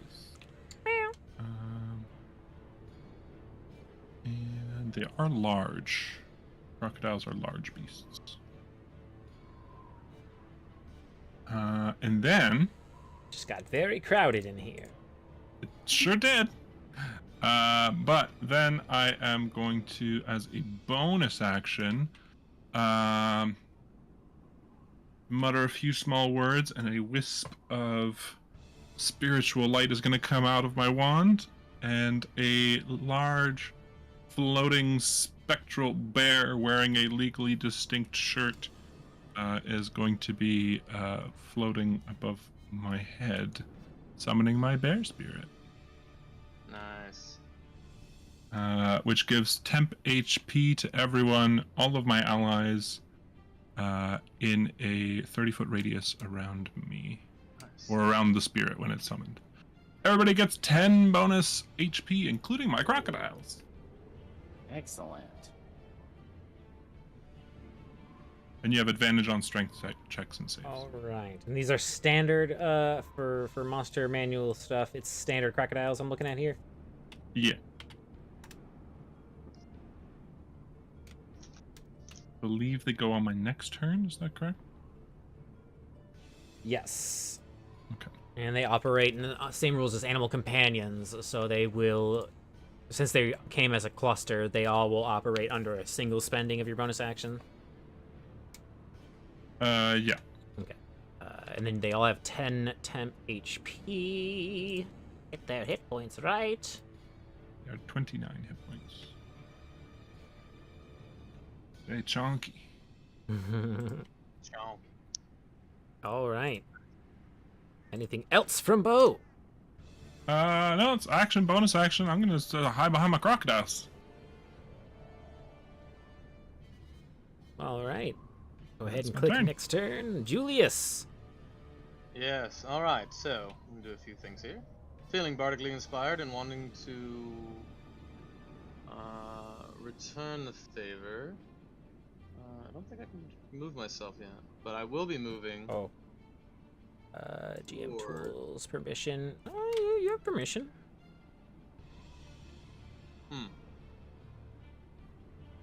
Here, try again. There we go. Okay, so I'm going to move past Sheriff, and as I do, I'm going to say, "You got this as well," and I'm going to cast Haste on Sheriff. As I pass through a crocodile as well, which is an allied square, up here. As I do so, actually, Okay, I will be doing that, but I'm going to... Oh, yeah, okay. And then while I'm here, I'm going to quicken, so spend 2 sorcery points, to quicken a Ray of Frost, which I will be shooting at the suit of armor in front of me. So yeah, Phoenix has the benefits of haste, which is +2 to their AC, and they may take 1 extra standard or move action on their turn. They also have, I'll check the specs. I believe it's advantage on all dexterity saving throws and dex check. But yes, they definitely have a +2 to armor class, as well as the extra action on their turn. The Ray of Frost at yonder suit of armor. Righteous. Alright. Oh, we have more proficiency now. Alright, I will choose to use my Bardic Inspiration here, because the roll wasn't great. So I will add a d8. Nice, okay. That changes it from a 15 to a 22 to hit. The bolt strikes its target. Excellent, now that we are level 5, it is 2d8 of cold damage, so that'll be an 8, awesome, and a 6. 14 cold damage, and in addition to being slowed by Phoenix's spell, the creature now has 10 less movement speed. Fantastic. However you want. So half And- and then a further 10. Yes, half and then 10 minus that, so that will be my turn. Oh, because you used the Bardic Inspiration on an attack roll, my mote of potential, my little notes explode around the suit of armor with your attack, and that individual must make a DC 15 Constitution saving throw, or it will take thunder damage equal to the number that you rolled on your Bardic Inspiration die. Which was a Constitution failed. Alright, that was 7 on the Bardic Inspiration. Additional 7 thunder damage. 7. Yes. What are your resistances, if any? Okay, good. Little 7. music notes explode and reverberate inside the armor, Huzzah. shaking it all about. Pieces of the armor begin falling apart. The pauldron in one of the gauntlets falls to the ground, the rest of it continuing to move. Shadow, Oh, great work, everybody. you We're are doing big it. but enfeebled. Oh, I'm feeling a little weak here. Do I try to at the beginning of my turn? At the end of your turn, you can try and shake it off with a con save. Okay. Well,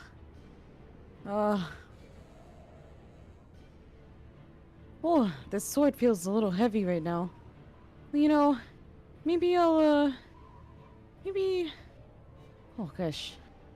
Maybe it's time to resort to some water. So I'm going to, create some water, about 10 gallons, just right here on the floor in front of me.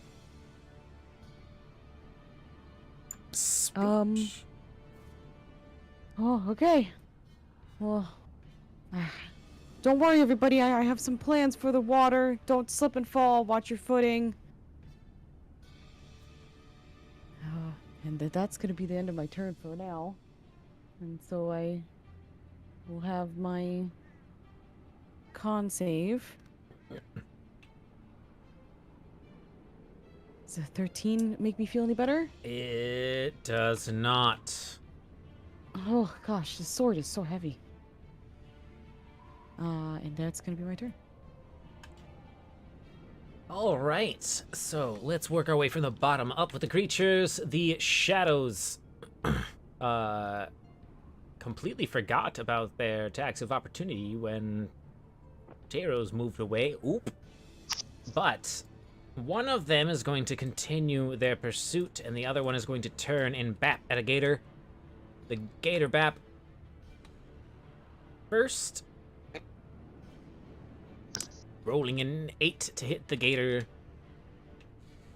Does not hit. Okay, and then the bap for J-Rose is merely a 10. Does not hit. The shadows moving slowly, even though they are not under the effects of the spell. Then the dread warriors clamber towards their targets. The first one swinging a pair of battle axes at this gator over here with +4s to hit, so that's modified 20 and an 11. The 20 hits. So that is a single hit for 5 slashing damage. Okay. This one flies over towards J-Rose and swings its pair of battle axes. That is a 16 and an 8. The first one hits, the second one does not. First one deals 7 slashing damage. Excellent. And then I'll make my concentration check on haste. Hmm. Rolling a 9 plus 7, 16. I'm good. All right. Concentration's- In the meantime, let's see. What do I want here? This at will. What? Okay. Uh-oh. The Haglet will cackle and make a move towards the bed, prompting an attack of opportunity if Shadow Show so wishes. Yeah. Let me swing the sword. Feels so heavy, but I think I could do it.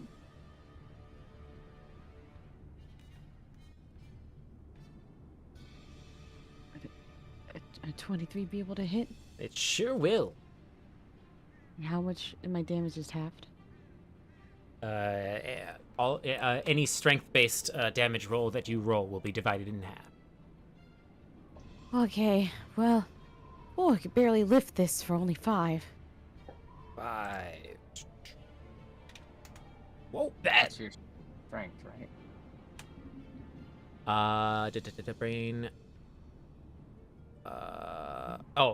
So the hag, as it climbs up onto its cot and wipes its feet, they look at you, Shadow, and say, "You're messing up the place, but it won't change what the gods wish."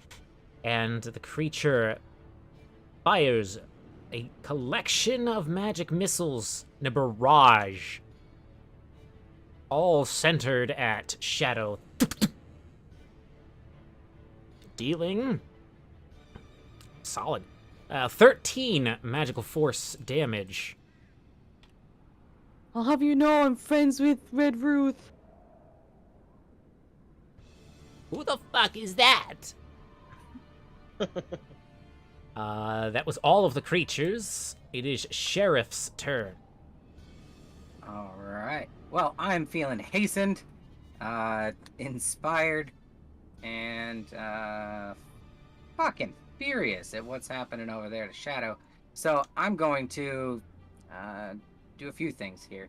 First, I'm going to keep feeding into this dreamlike nature that I find myself in, and let's follow up on this haste with a mirror image. And I'm going to make 3 illusory duplicates of myself. Next, I am going to let's take out my silvered rapier and wait. It is a magical. Okay, yes, it is silvered.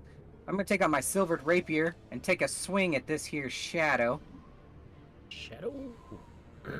And I have advantage on this roll due to my silvery barbs. Let's see. Well, it's not giving me my dice. That would be a 12 plus 5, 17 to hit. Hits the Shadow. And that is a D8 plus 3. Okay. That'll be 4 damage. Your blade then- manages to cut through as if making contact with a fleshy being with your silvered weapon. Excellent. Now the four of me are going to jump over this here alligator, knowing it'll probably prompt an attack of opportunity from this here shadow, and I'm going to run up to this here hag. It rolls an 11 to hit. That will not do it. We're gonna get within, we'll be 10 feet away and kind of make a phalanx blocking shadow here from being picked on by this here hag. And let's see. We got your back, Shadow! Me, myself, and I, and also me! And I bardically inspire Shadow. I have the bestest friends.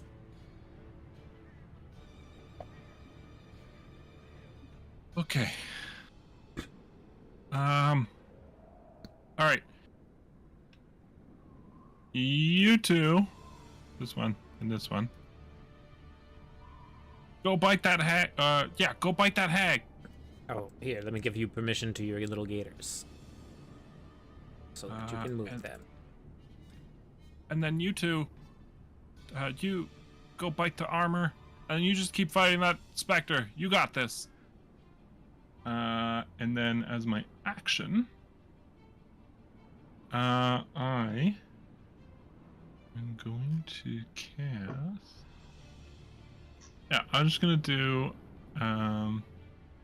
a produce flame attack on the specter that is next to J Rose. So we're gonna roll for that. Then I'll do the crocs afterwards. Okay, that did not send the attack. Great. You love it when things don't work. Okay, so that is a 14 to hit on the specter next to J Rose. That is a hit. Okay. That's 2d8 damage. Whoa. Kazam. I think we lost a dice. There we go. 6 fire damage. Oops. It's fire damage. And then this crocodile is going to move 5. 10, That it's croc 20 feet. will prompt an attack of opportunity from the shadow as it rolled 8, 9, 10, 11. Did to it get not later. already use its reaction? Oh, yes, it did. It attacked me. It sure did. So it can move 20 feet, but that should be within 5 feet of the... Right, because it was here. If it moves 20 feet. But it needs a 2x2, so let's see here. It can be in this square. Okay. And that would still be close enough to hit the... Yeah, that'll be hag, adjacent. Great. He's gonna go for a chomp. Die. So that's a d20. Natural 1!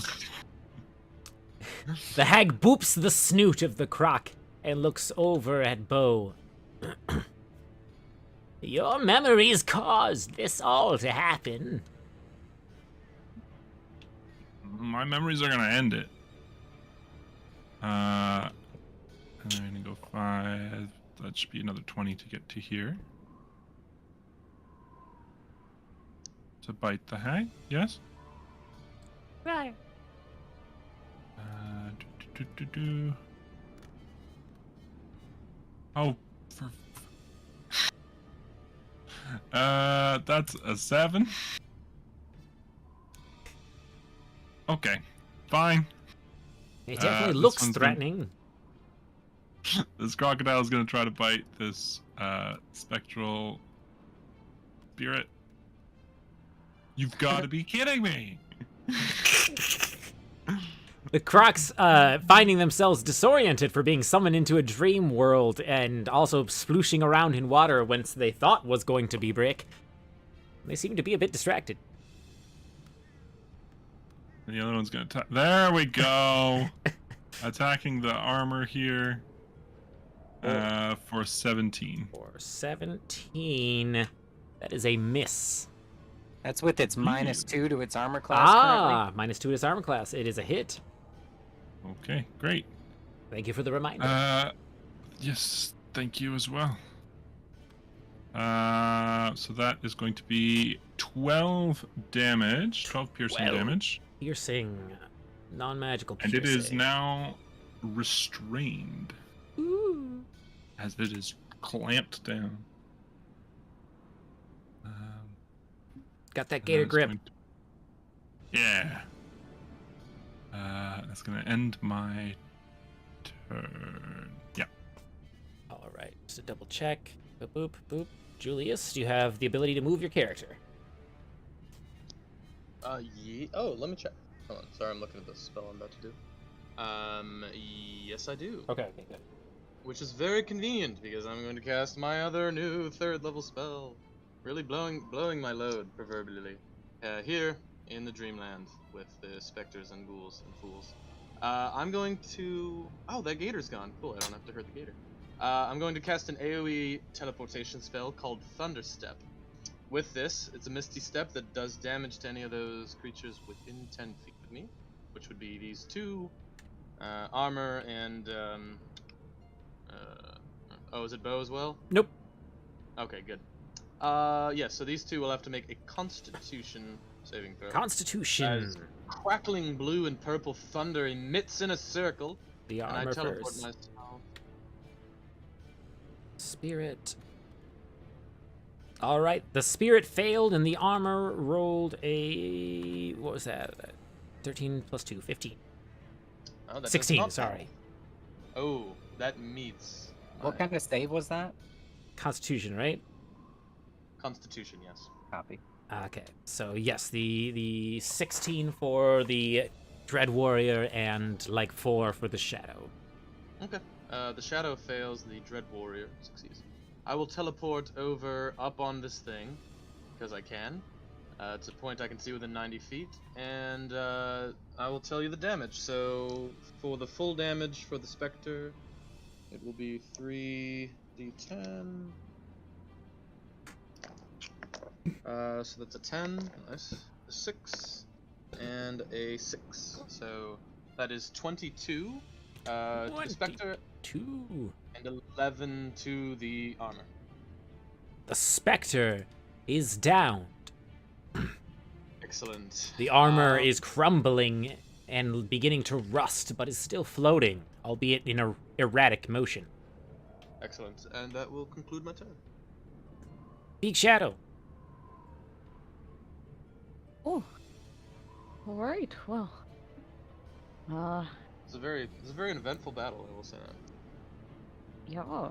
Got illusions, got giant people, got crocodiles, thunder. Geese. Anyone see the geese? I don't see geese. Are there geese? Sorry. Ah. Phoenix? You know, I always see geese in my dreams. there are always geese in my dreams. I feeling this water and feeling how much water there is, I would like to form the water around the hag in like a cube or an orb scenario so that the hag is enclosed in the water. Alright, I am going to make... Well, the hag is going to make a dexterity saving throw to see whether or not this ice manages to successfully form, as she did wipe her tootsies off. Oh, I was talking about picking the water up off the floor and forming it around the hag. Correct, and I'm giving them the opportunity to make the save because they at least weren't Mhm. immediately in it. Mhm. Alright, so the water can form around the feet, but it does not form around the entirety of the hag. Alright. Well, you see, hag, here this water is that you tried to get out of, but I'm just making your life miserable because that's what I do. That's my job here. Your job is to destroy everything. Is that my job? Tell me what you know. Why is Bo linked to this dream world? The gods demand your deaths for the safety of all. Oh. Well, that's inconvenient. And then I would like to use my action surge. Do-do-do-do. And with the current situation in front of me, do I need to move forward to hit the hag? With a Right sword? now, she is out, unless you have a reach of 10 feet, you are unable to get to the hag due to the Kraken Sheriff shuffle. Okay. Well, that's Great perfectly song. fine. And the situation behind me is the two spirits and the floating suit of armor. One spirit, two floating suits of armor. Oh, okay. Well, I don't have time for this hag anymore, so I'm gonna go hop on over here. And, smack this thing with my sword instead. Hiya! Take that!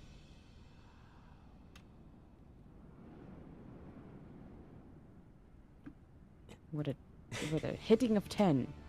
Your slow-moving arm is easily dodged by the floating armor. Do you still have inspiration, Shadow? Bardic inspiration. No, but I can attack again because I have extra attack. Oh. It's good level. Ah! So what about this? Take that, suit of armor. That does hit. Ha! Okay. And what about this? Hiya! And half to 3. It is still hanging on. It's merely just a floating sword, a floating battle axe, and a helmet now, but it's still hanging on. Oh, okay. Can I shake this arm off? Can I get better? You can. You finally begin to see you feel like you are not navigating through jelly, and you are back to regular speed. Ah! As I let out a battle war cry.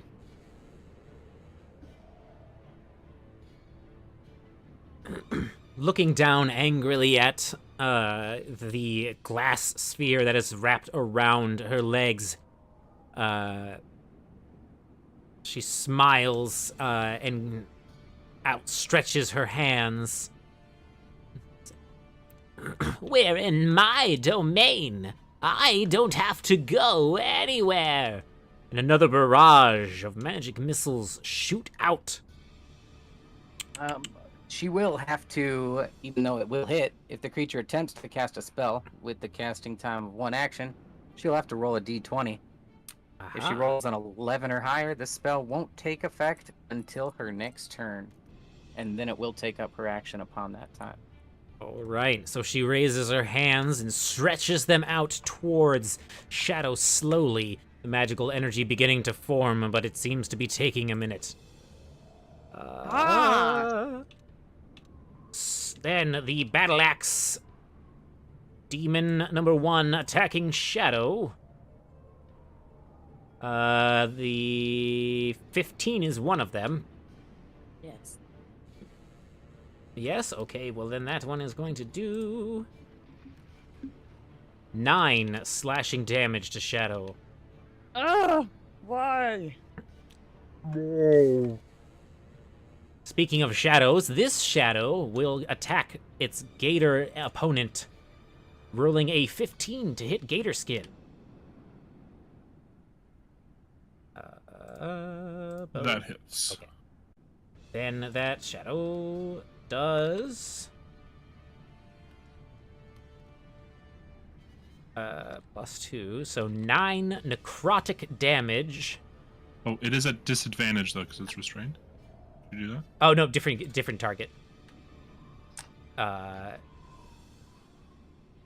This particular gator's strength score, this one here, is reduced by 4. Yes. Okay.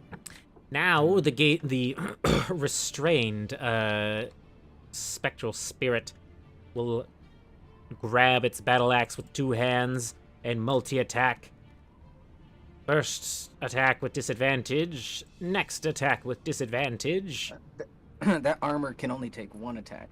It's still Oh, slow. yes. Well, it fails to strike the gator. Ooh. That's 1, 2. And it is And- Sheriff's turn. Don't forget to take your saves, Media. Okay. Wisdom save to save against slow. Wisdom from a hag. Right, Oh, well, shit. the hag got zoomed. Wisdom for this floating armor. Nope. Wisdom for this ghost. What is the DC? What is the 16. Okay, so the ghost is free. And then... Oh, the ghost wasn't slow. Or rather, the armor, I guess. That would have... 4. So, Shadow's floating armor is still slowed. The hag and other floating armor is shaken free. I keep accidentally zooming into the middle of the ocean. Sheriff. All right.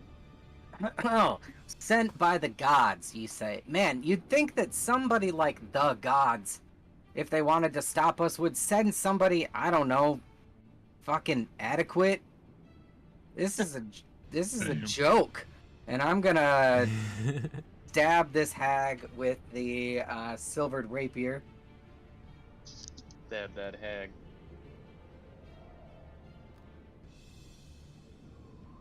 Or a 23 to attack, That hits. and an 8 damage. 8 And- damage. And as I'm still hastened, I'm gonna crack off a shatter spell and help Shadow real quick. Well, let's see if I can do this right. 1 second, let me double check something. Shatter is 60 feet.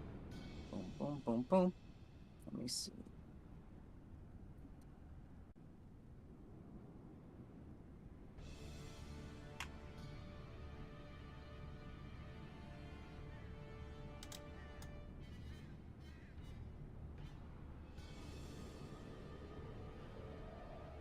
Just shy. Alright, yeah, we're just gonna get this this suit of armor over here and my shatter spell. And let's see how that goes. He has to take a Constitution saving throw, TC 16. Which person? The suit of armor engaged with Shadow over there. All right. You said Constitution. Yes, sir. Rumpf. Constitution score of a roll of 20. Okay, well, he will take half damage then.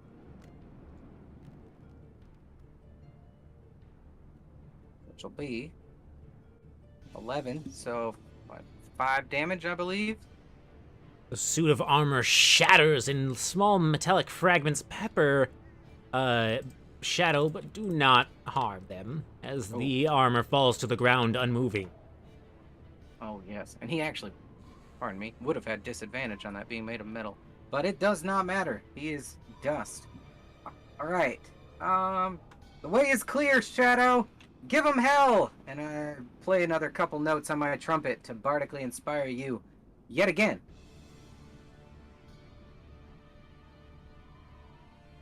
And then the turn ticks over to Bo. Alright, you two crocs over there. Can you pull her off her little pedestal there? And I'm gonna have those crocodiles attack the hag. The first one on the left there.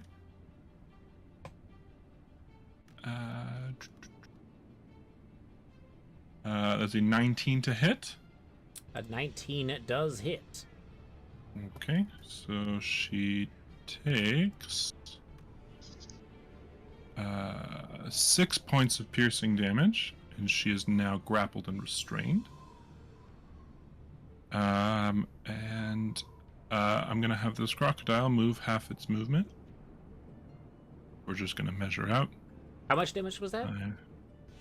6 piercing damage. 5, 10, and she has to move that movement with it. Whee! Can this other croc move around Phoenix to get in that space between there? Is there enough room? Not for the gator to get close here. Well, wait, which one is Real Phoenix? Real Phoenix is in this official square. So, no, there's no square 2x2 space open. Oh, wait. No. Yeah, you can fit. There. That's a 2x2. Okay. Then it will go there. And it will also attempt to bite her. A jump. Nat 20! Natural 20! Yeah. So that's 2d10. Wow. That is a 15 to hit. 15 to hit. Oh. I'm sorry, 15 damage. 15 damage. And she is double restrained? Double restrained? Nice. And then it is also... How does this work with double restrained? Mechanically speaking, only one of you would restrain, so the other gator could let go, so the other one could restrain. Okay, so I'm gonna do that, and then have the crocodile pull her another 5. Wait, measure it out. 5, 10. So that she's a little bit more out in the open. If she leaves the threatened square? It was forced movement, so no, I don't think. Yeah, it has to be a willing movement. Oh, okay. But all attacks against her have disadvantage. Have advantage. Nice. And then this crocodile's gonna chomp down on the armor again. And this attack is advantage 'cause it's restrained. So that's a 19 plus 4, so Absolutely. 23 to hit.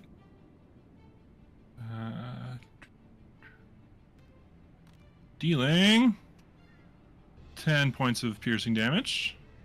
Chomp. It's a grinding, And then- crunching sound as the metal begins to turn concave. And then this crocodile's gonna try to chomp this spirit somehow. 20 to hit. Hits. Dealing, I'm assuming this is gonna get halved, but 10 points of piercing damage.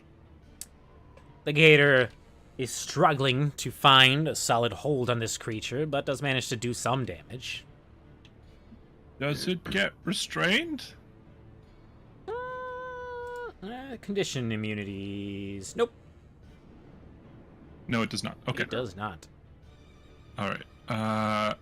And I'm going to use Produce Flame on the spirit there.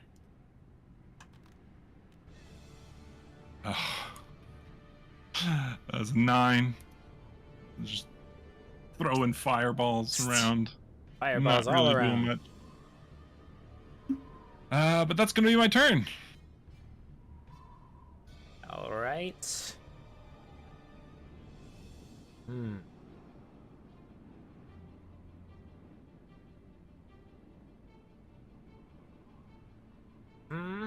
you are. There you are. Okay. It is the hag's turn. No, it is Julius's turn. This suit of armor in front of me next to the alligator, how's he looking? It seems to be in mostly normal condition. There are a lot of teeth marks and dents in the armor. Okay. Excellent. It is restrained, though, so attacks against it have advantage. Oh, perfect. I will use a Chaos Bolt against it at 2nd level. And advantage is a merry, merry thing to hear. That is 14 and a 6. Okay, 14 plus 7, 21 to hit. Absolutely. Excellent. That will do. Hold on. I always forget this. Oh yeah, it's because it's first level. Okay.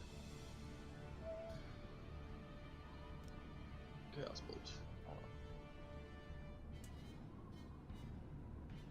Oh, then another D6. Okay.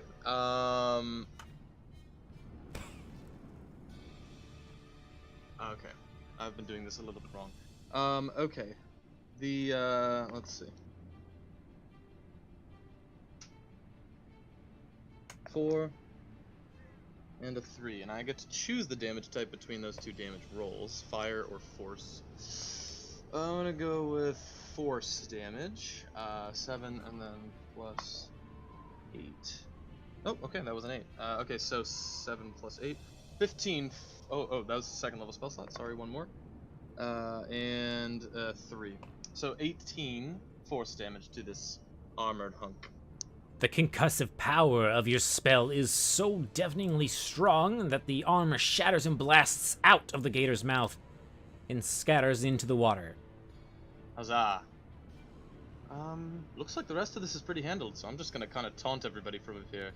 Yeah! What Sheriff said. Bunch of weak-ass shit. That's my turn. Everything else looks pretty handled. So.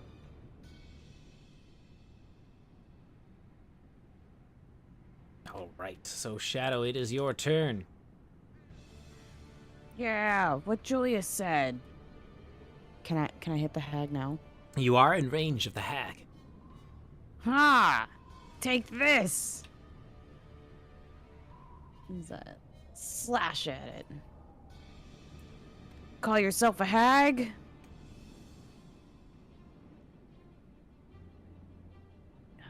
For an unnatural 20 for a slice. It does hit. Advantage if you want to go try to get the.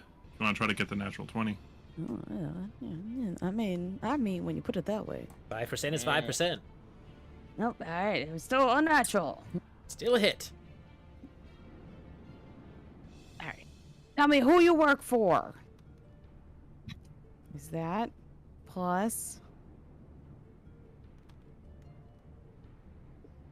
that for 15 damage? This.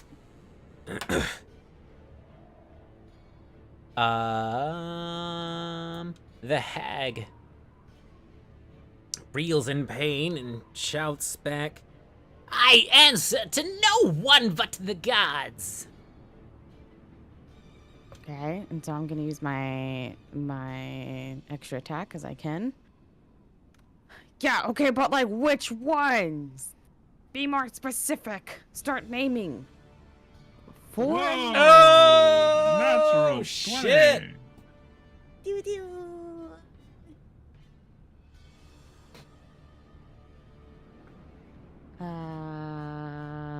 That. And here it is. For that, plus 5 slashing damages. Start naming names. Mieliki Helm, Lathander, the Raven Queen, Iluskin. Did I mention Mieliki? Yes, you did. Okay. Okay, but like, did they give you like a phone call or like? All right, conveniently it's their turn, so we'll just start with the hag. Like, I am summoned when the fate of reality is at risk. May I remind you? You're in my domain.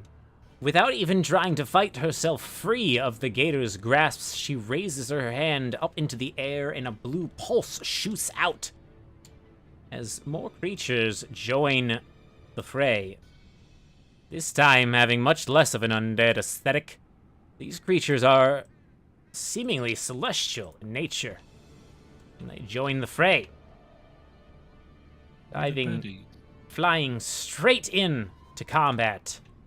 The one behind J-Rose will swing twice with a spectral longsword. +5s on both of these. 21 and 16. On J-Rose. How much? A 21 and a 16. Those will both hit. Those will both hit. All right. So 12 force damage as this creature enters the fray. Another one ascending, observing, diving towards the creature grappling. Well, no, that's the wrong one.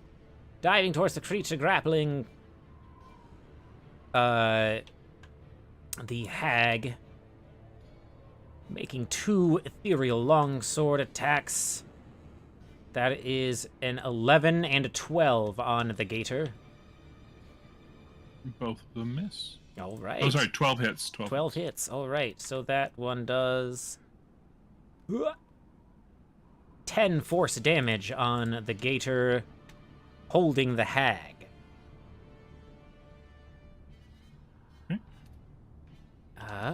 Creature, hag also gets to unleash their attack, which they will drop directly into the mouth of the gator holding her. That is 9 force damage as 3 magic missiles hit the gator. This time's 3. And that is all of the critters. No, there's a ghosty attacking a gatey. No, there isn't. Sheriff. All right. Wow. Oh, you got tricks. You got tricks. Okay, not just undead. Those look kind of angelic. Maybe you shouldn't judge a book by its cover. Nah, you're fucking ugly. And I'm gonna pepper off 2 fire bolts in her face. We'll do them one at a time because I believe I still have advantage due to her restraint. She is still restrained. Okay. Here is the first one. That would be a 16 plus 6 for a 24 to hit. Hits. And now that we are at level 5, it now does... Oh, nope, wait. Disregard. Not that. They're D10s. It does... 7 damage on the first hit. And on the second one. Oh, well, that'll be a... What is that? That is an 11 to hit. It does not. Okay. Well, you're still pretty darn ugly. Julius! You okay over there? You got that. Turn around and show him what's what. Hit him with one of them chaos thingies that you do so well. And take my second to last bardic inspiration here. Yes.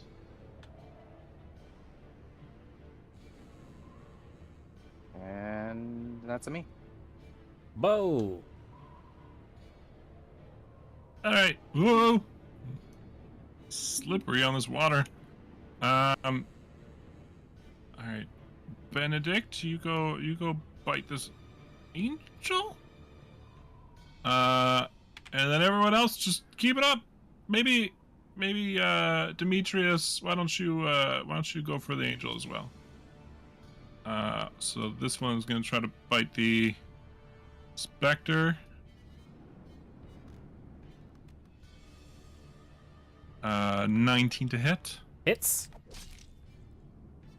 And so that deals 6 points of piercing damage. All right. And then Benedict is going to move closer to it. Can it reach the celestial? You know, nature speaking, no. But the creature has so. only elevated 5 feet in the air, so game mechanic-wise, which is the rules of the universe that we are obeying, you are still within attack range. Hell yeah. This is a big crocodile. That is a 22 to hit. Hits. So that is going to be 6 points of piercing damage, and it is now restrained. 6 points of piercing. Nap the bird out of the sky. All right. Lower it a little bit. And the crocodile that is holding the hag, which we're going to call Clementine, gets a 24 to hit. Sorry, 23 to hit.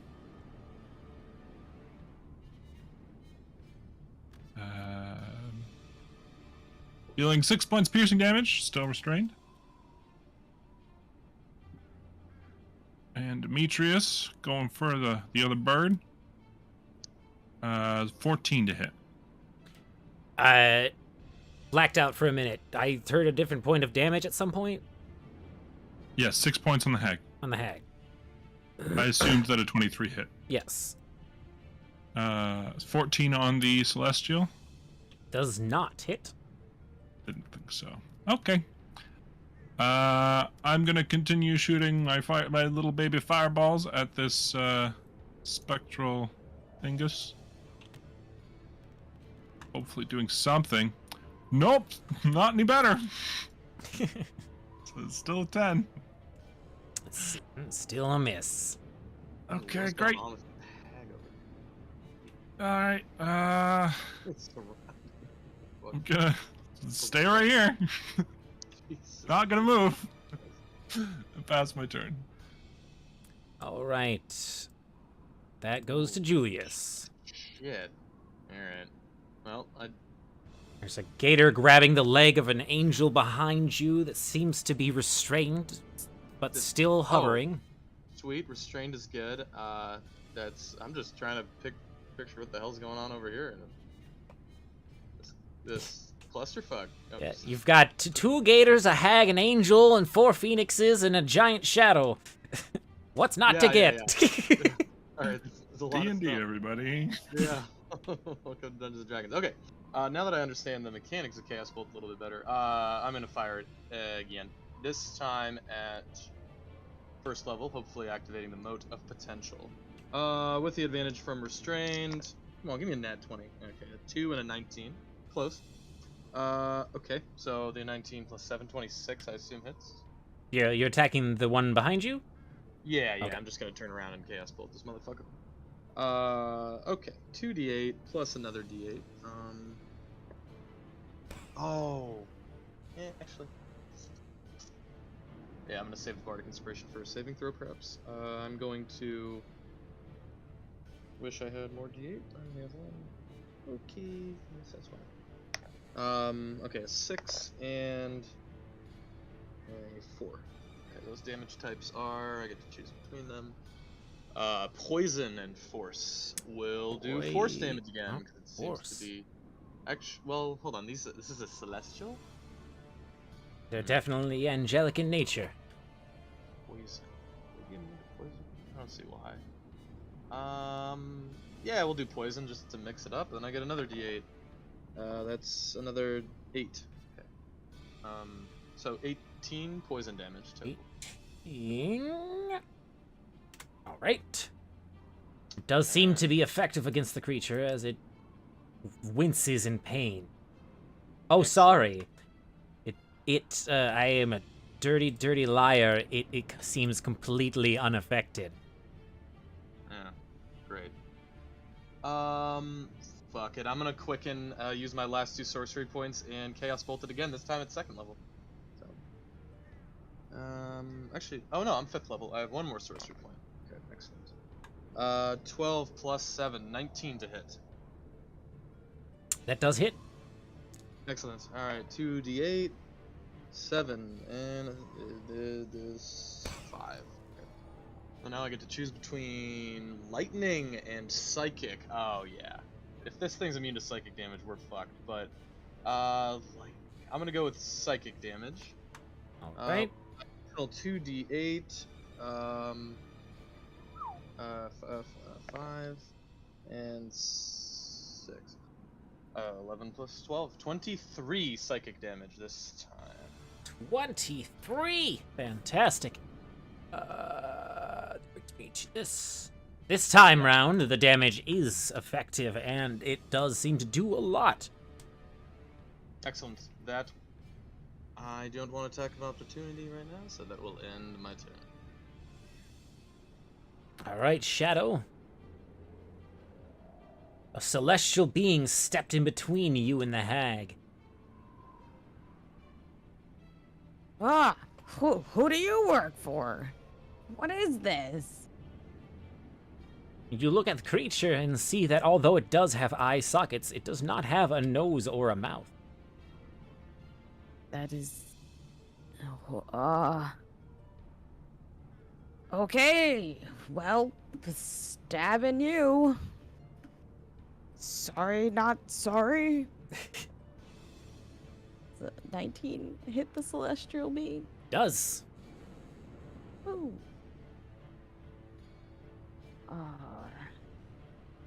Okay. We'll do this.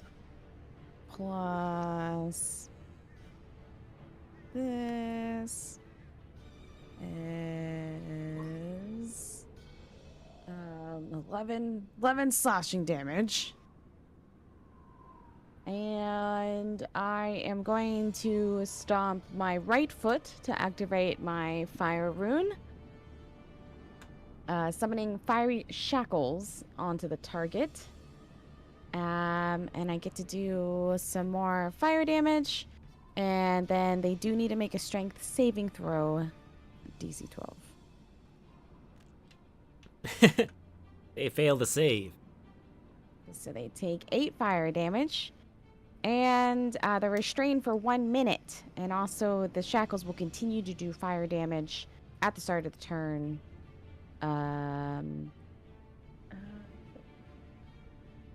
The creature is brought to the ground with the flaming shackles. Ha! Take that! And they can continue to make saving throws at the end of their turn. And as they are shackled now, I'm going to hit them again with my sword. Because they're restrained, does it have advantage? Yes. Okay. So we're gonna roll that again.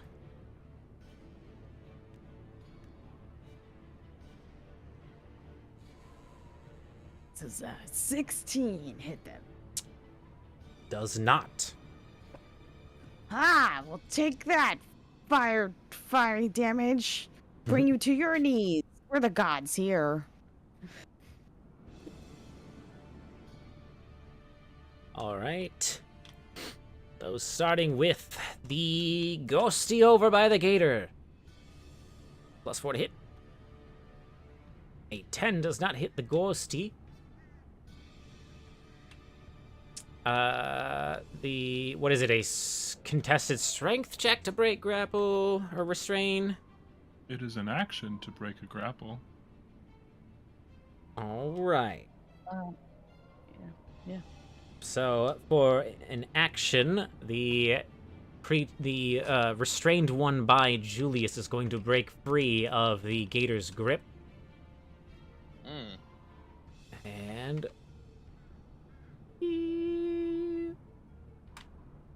levitate much higher in the air. It spent the action. Does it?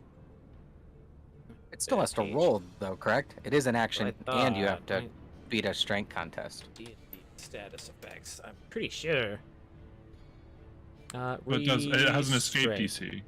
Yeah. Escape DC. Yeah, that's what I asked for. Sorry. Um, I just meant Yeah. the No, guess it was. I don't need the follow-up to a question when I ask the question. I need the answer to the question. Sorry, no, I thought you were saying the spectral ghost, which I realized was not restrained. I was Guys, just a thinking ghost. of the wrong thing. All right, so it does not break through the grapple. But where's its character sheet? There it is. The gator, since the creature is now ending its turn in the mouth of the gator is taking an automatic damage. Damn. No save. 6 force damage as the gator holds on to the magical energy of the spectral being. That's Angel in the left field. Angel in the outfield now is restrained and surrounded and is going to valiantly, with disadvantage, multi-attack Shadow. Ah. First one, second one. Ooh, dodged that crit. The creature is unable to land any blows. And then the hag shouts, "You demons! Demons, devils, all of you! You will destroy us all!" And she fires another cacophony of magical bolts into the mouth of the gator, what grappled her. Wow, really? Wow. I never roll max on magic missiles. So that is 15 force damage into the mouth. Clementine! Bleh. Oh no. Now she's Flips going over entirely. That's so sad. she's going to incur. What's your movement speed? Tickety-da. She is going to re-maneuver herself, incurring attack of opportunity from the Phoenix. And the crocodile? Well, Or no? she's just stepped over here. I miss. She points. See? Make fun of my outward appearance, but the inside of you is hideous. And it's Phoenix's turn. That's a weird thing to say. I feel like you don't even know me. We just kind of met here. Literally shaking my universe apart. Fuck you! Well, our universe has been shaken apart too, so I think we're on equal footing. And Got some Dark Souls mentality. yeah, well, You're saying I'm the bad guy, but my quest marker says I'm killing you, so... exactly. I'm gonna move over here. You're the so I one can with get the health bar, so. Uh-huh. So I can get a good look at her without her being blocked by her angelic counterpart. And I'm going to fire off another couple fire bolts in her face. Here's that first one. For that would be an au natural 20. Nice. For A lot of nats in one encounter. this a many. Oh. 12 damage. I don't know. It seems like the gods are on our side. I can't hear you over the sound of this trumpet. Here's another note for you. This one's just for you, Polo. Oh, I don't have advantage on that one. Why that double clicked? We can. How do you want to solve that? Just roll us in a single die. And there. Second. That will be a 13 to hit. A 13 is not enough. All right. Well, I'll just rest on my laurels with that there. Critical fire bolt to your face, and I'll just end my turn. I guess I'm gonna sit on my last bardic inspiration and hold the rest of my actions. Your move, Hagatha. Bo! Demetrius, avenge your wife! And everyone else just keep doing what you're doing. Can Benedict reach the... Yes, because it did not break the grapple. Oh, that's right. Okay, great. So we're gonna go for. Did I name that one already? Your name is Alfred. Alfred rolls a 10 because he has -4 strength.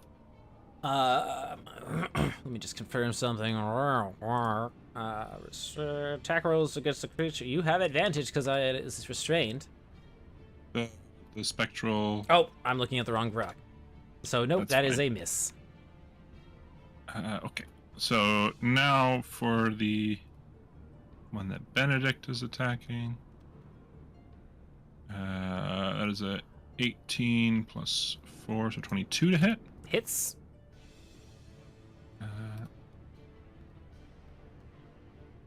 That is 6 points of piercing damage once again. Right.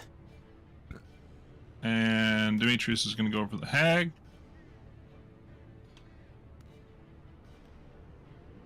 That is a 12 to hit. So That is I not. believe that hits. Okay. And I am going to once again, for the 3rd time in a row, try to hit this thing. Come on. Swear to God, if you roll a nat 1. Hey, okay. Okay, that's a 23. Is a hit. Alright, 2d8 fire damage. That's 10 fire damage. Reducing the creature to ectoplasmic goo all over your gator friend. Got it. Never was good at handball. And that's gonna be my turn. All right, Julius. Is this angel thing like way up high, or did it? Oh, that never happened. It's still floating right next to you. Right. Okay. I'm going to Ray of Frost. Is it still restrained? It is still restrained. Okay. Ooh, I may need that bardic inspiration. In fact, I am going to use the bardic inspiration. Still got it. Perfect, because that was a 7 and a 2. So let's get that 7 up with a 5. 12 plus 7. 19. That is a hit. Excellent. That will be 4 plus 7. 11 cold damage, and it must make a constitution saving throw. Hold damage. Hold damage. It seems completely unaffected by the cold. Oh. Interesting. Well, it still must make a constitution saving throw. It DC sure will. Hua! 14. Failed. Alright, it takes 5 thunder damage from the motive. It's a DC 16. DC 16. Oh, same as mine. Uses my self save. Oh, mine's also 16. Sorry, I Okay. just misremembered. Yes, so it takes 5 thunder damage. 5 thunder damage. So although the cold is unaffecting to it, the damage from the moat strikes through, and it does seem to be wavering, barely holding on. Wait to the music! Hit him with that sound! Yes. Moats and notes and goats and coats. I will. What do we got over here? Dead specters. Yeah, that's fine. That's my turn. Shadow. All right. Ah, Hag, I see you're back for more. And I will flash at the Hag as I can. No, you can't. No, I can't. Never mind, Hag. Not for you. But perhaps for this celestial being. Celestial being. Celestial hit. Ha! Take that, celestial being. Who's big and mighty now? That plus. There, so that's 9 slashing damage on the celestial restrained being. The celestial restrained being. This is the luck blade you've been swinging, right? Mm-hmm, Okay. All right. It seems to be heavily damaged. movements are slowing. Ha! Take that. My turn. You have no idea what you're messing with. You think you're in the right. You're destroying everything anyone has ever loved. And that ghost is dead, and that ghost is dead. Angel time. Angel opts for disadvantage. Rawr. And the one with the fiery shackles takes some damage. Ah, yes it does. Hold on. It Might as takes well roll out these attacks as I'm already in them. Plus what to hit? Plus 5, so 9, 10, 11, 12, 13 to hit is probably still a no on J-Rose.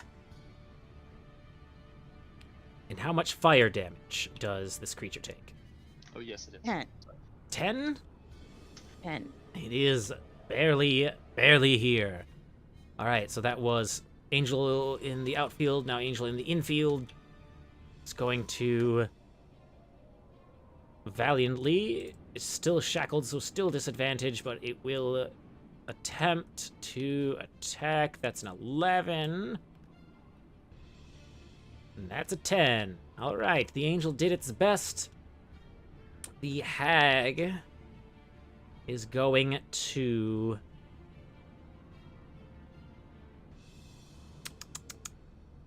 What is the Hag gonna do? What do we got here? Quiver in fear? I mean... okay, what's this the most damage? This or that? This is... Alright. The Hag swipes her hand at Shadow. Her long fingernails operating as a weapon in itself. Rolling a... wow, 26 to hit. Yeah, that will hit, but I am going to use my reaction and stomp my left foot, activating the Cloud Rune. Ooh, I love this So stuff. that instead of hitting me, the Hag pivots slightly and hits the celestial being using the same rolls. Oh, shit. She turns and swipes and tears the head of the celestial being off like it was just a chunk of butter. Damn. Wow. Haha, you were saying? Fuck!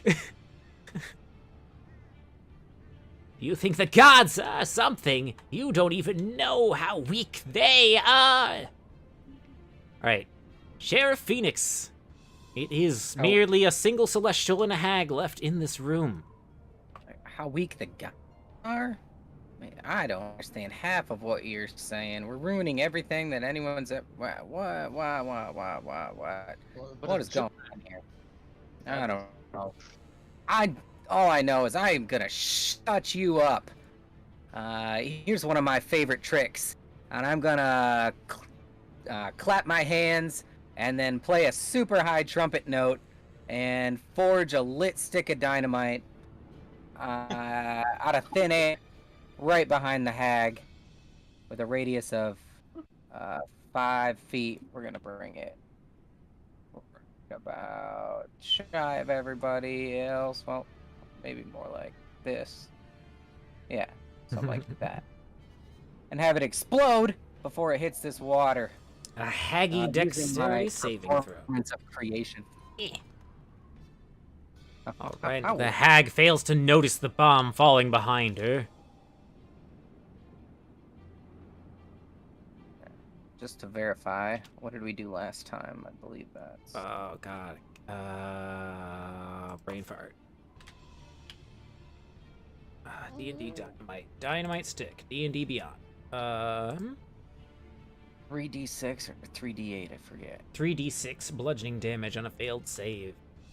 Or half as much on a successful. Boom, boom, boom, boom. And that would be 13 bludgeoning damage. 13 bludgeoning damage. As the dynamite explodes at her rear. And then I'm gonna pepper her with another firebolt. I love haste. Oh yeah. Oh. Haste. Well, I was too Singe the dazed pant by my own legs of dynamite. Shadow. Oh, You're too big, my friend. You're too big. Man, I've succeeded on one attack all these last turns. Let's finish it up. Let's see who's got some in there up their sleeve. I think. Let's see, but Bo hasn't been inspired yet. Bo, let's clean this up. I know you got something big planned. Take my last bardic inspiration. It's all you. I like And your I cast confidence, spell, but I've so- pretty much done my thing. The animals were the thing. And become one yourself. Yes. All right. All right. Ooh, okay. Sure. Yeah. Okay. Okay. Albert, go attack the hag. I am gonna turn myself into an ape.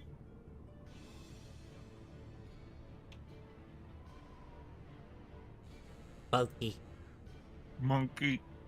I'm gonna. Shoot, what's the ape stats? Yeah, 30 feet. Okay.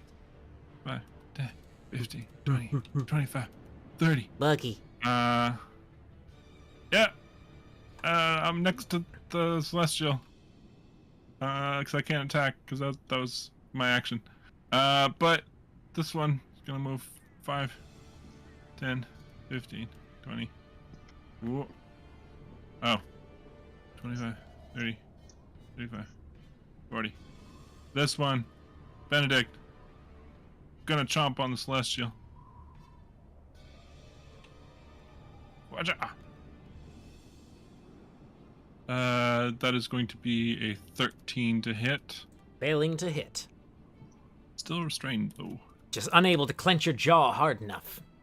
Yes, Holden. And then Demetrius is going to try to bite the hag.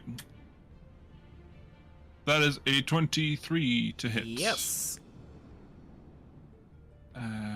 So that is going to be a whole 4 piercing damage. Or she is restrained again. No! No! It's gonna be my turn. All right, J-Rose. Sheriff Phoenix used their last bardic inspiration. I will use my last sorcery point. I will cast Ray of Frost at this creature. However, I will spend a sorcery point to transmute spell to change it to a Ray of Frost Thunder. Frost Nixon. I mean Frost Thunder. Yeah, so it'll be a ray of, however you'd like to describe it, Media, but Heathcliff. But yes, it's a ray of frost that actually does thunder damage. Thanks to Alright. Metamagic. Let's see if it hits. Okay, wow, this green die is not rolling well. Okay, 16 plus 7, 23 to hit. It's a spiraling bolt of semi-frozen liquid, electrified, spirals towards the enemy. Yes, and 13 thunder damage. The angel falls out of the sky and collapses on the ground. Good. Aha. I will... Man, still clusterfuck over there. Get vectors down. I will hang out next to the monkey. Monkey. Over here. I'll hop off my pedestal and that'll be it. I love the soulless eyes of this monkey. Anyway, it's Shadow's turn. I've seen some shit. Hag, look, we just want to go home too, but we can't do that until we do a thing. So until then, suffer. Stab at the hag. got advantage because it's restrained by the gator. I needed that.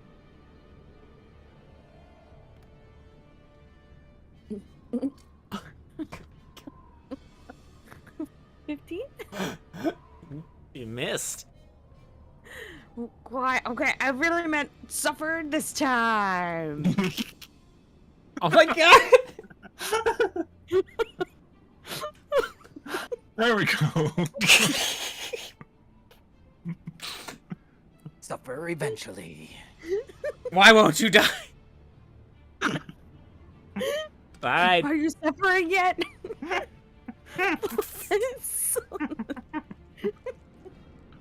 17 for suffering. Just wait till I cast Enlarge on you next combat.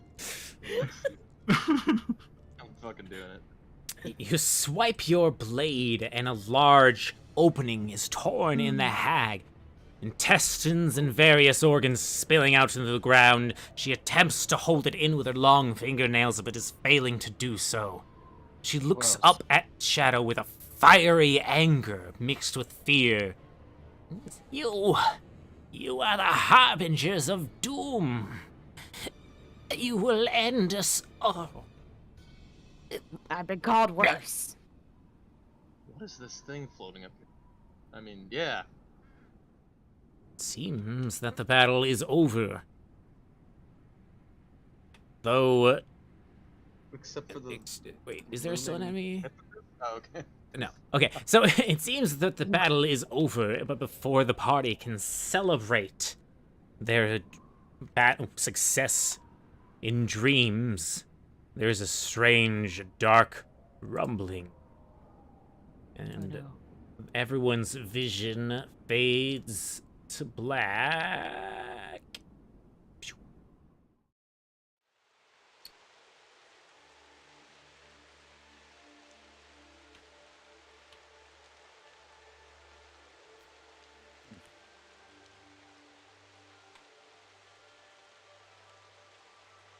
Here again. Oh, She's wait. I didn't like it. What? Ah! Hey! What are you doing back here? What are you doing here? I don't I've like the always tone of been your here. voice. I do not like the tone of your voice, I don't Heathcliff. We under- don't have any control over when and whence we go. I think you'd know that by now. Okay, but still though, why are you here? How are you here? Gods, probably. The guy Yeah, there was a are fucking hag. pissed. Some celestial beings. We had a subconscious epic battle against all sorts of creatures. What do you mean the gods are pissed? They're pissed about what? What have you done? What do they know? Well, clearly what you've done. That's what they know. I haven't been seen doing anything. I do it all through you. Well, they think we are the harbingers of the fucking apocalypse or something. All fucking hell's about to rain down, and we need answers right now. Or your quest isn't going any further. I don't understand. What brought you back? What gods know what? I need to know one thing right now. Will saving your universe come at the expense of our own, or that of Forgotten Realms themselves?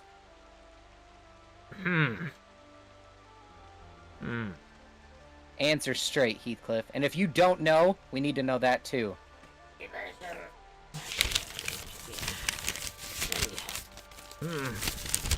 It's okay to not know something. Well, I can't be entirely sure. The fragment is from my universe. It should have been in my universe, but is in someone else's. I don't know the consequences of pulling it out of the Forgotten Realms.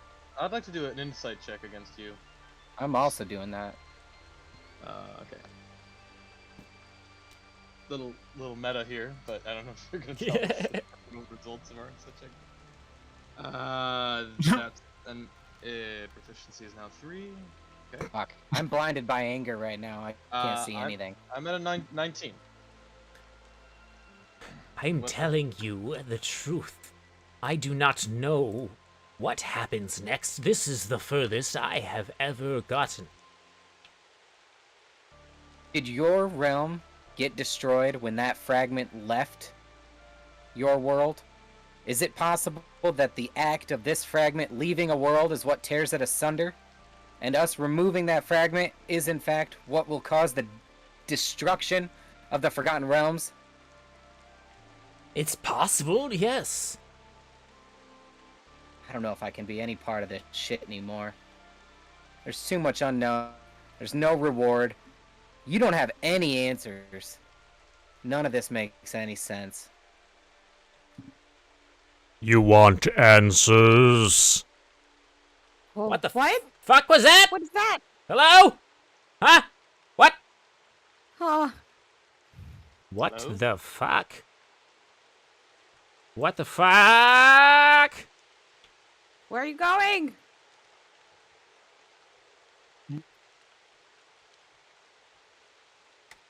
It was at this point that I gazed out of my tower with my trepidant allies to look upon a large, abnormally large, unfathomably large skeletal dragon.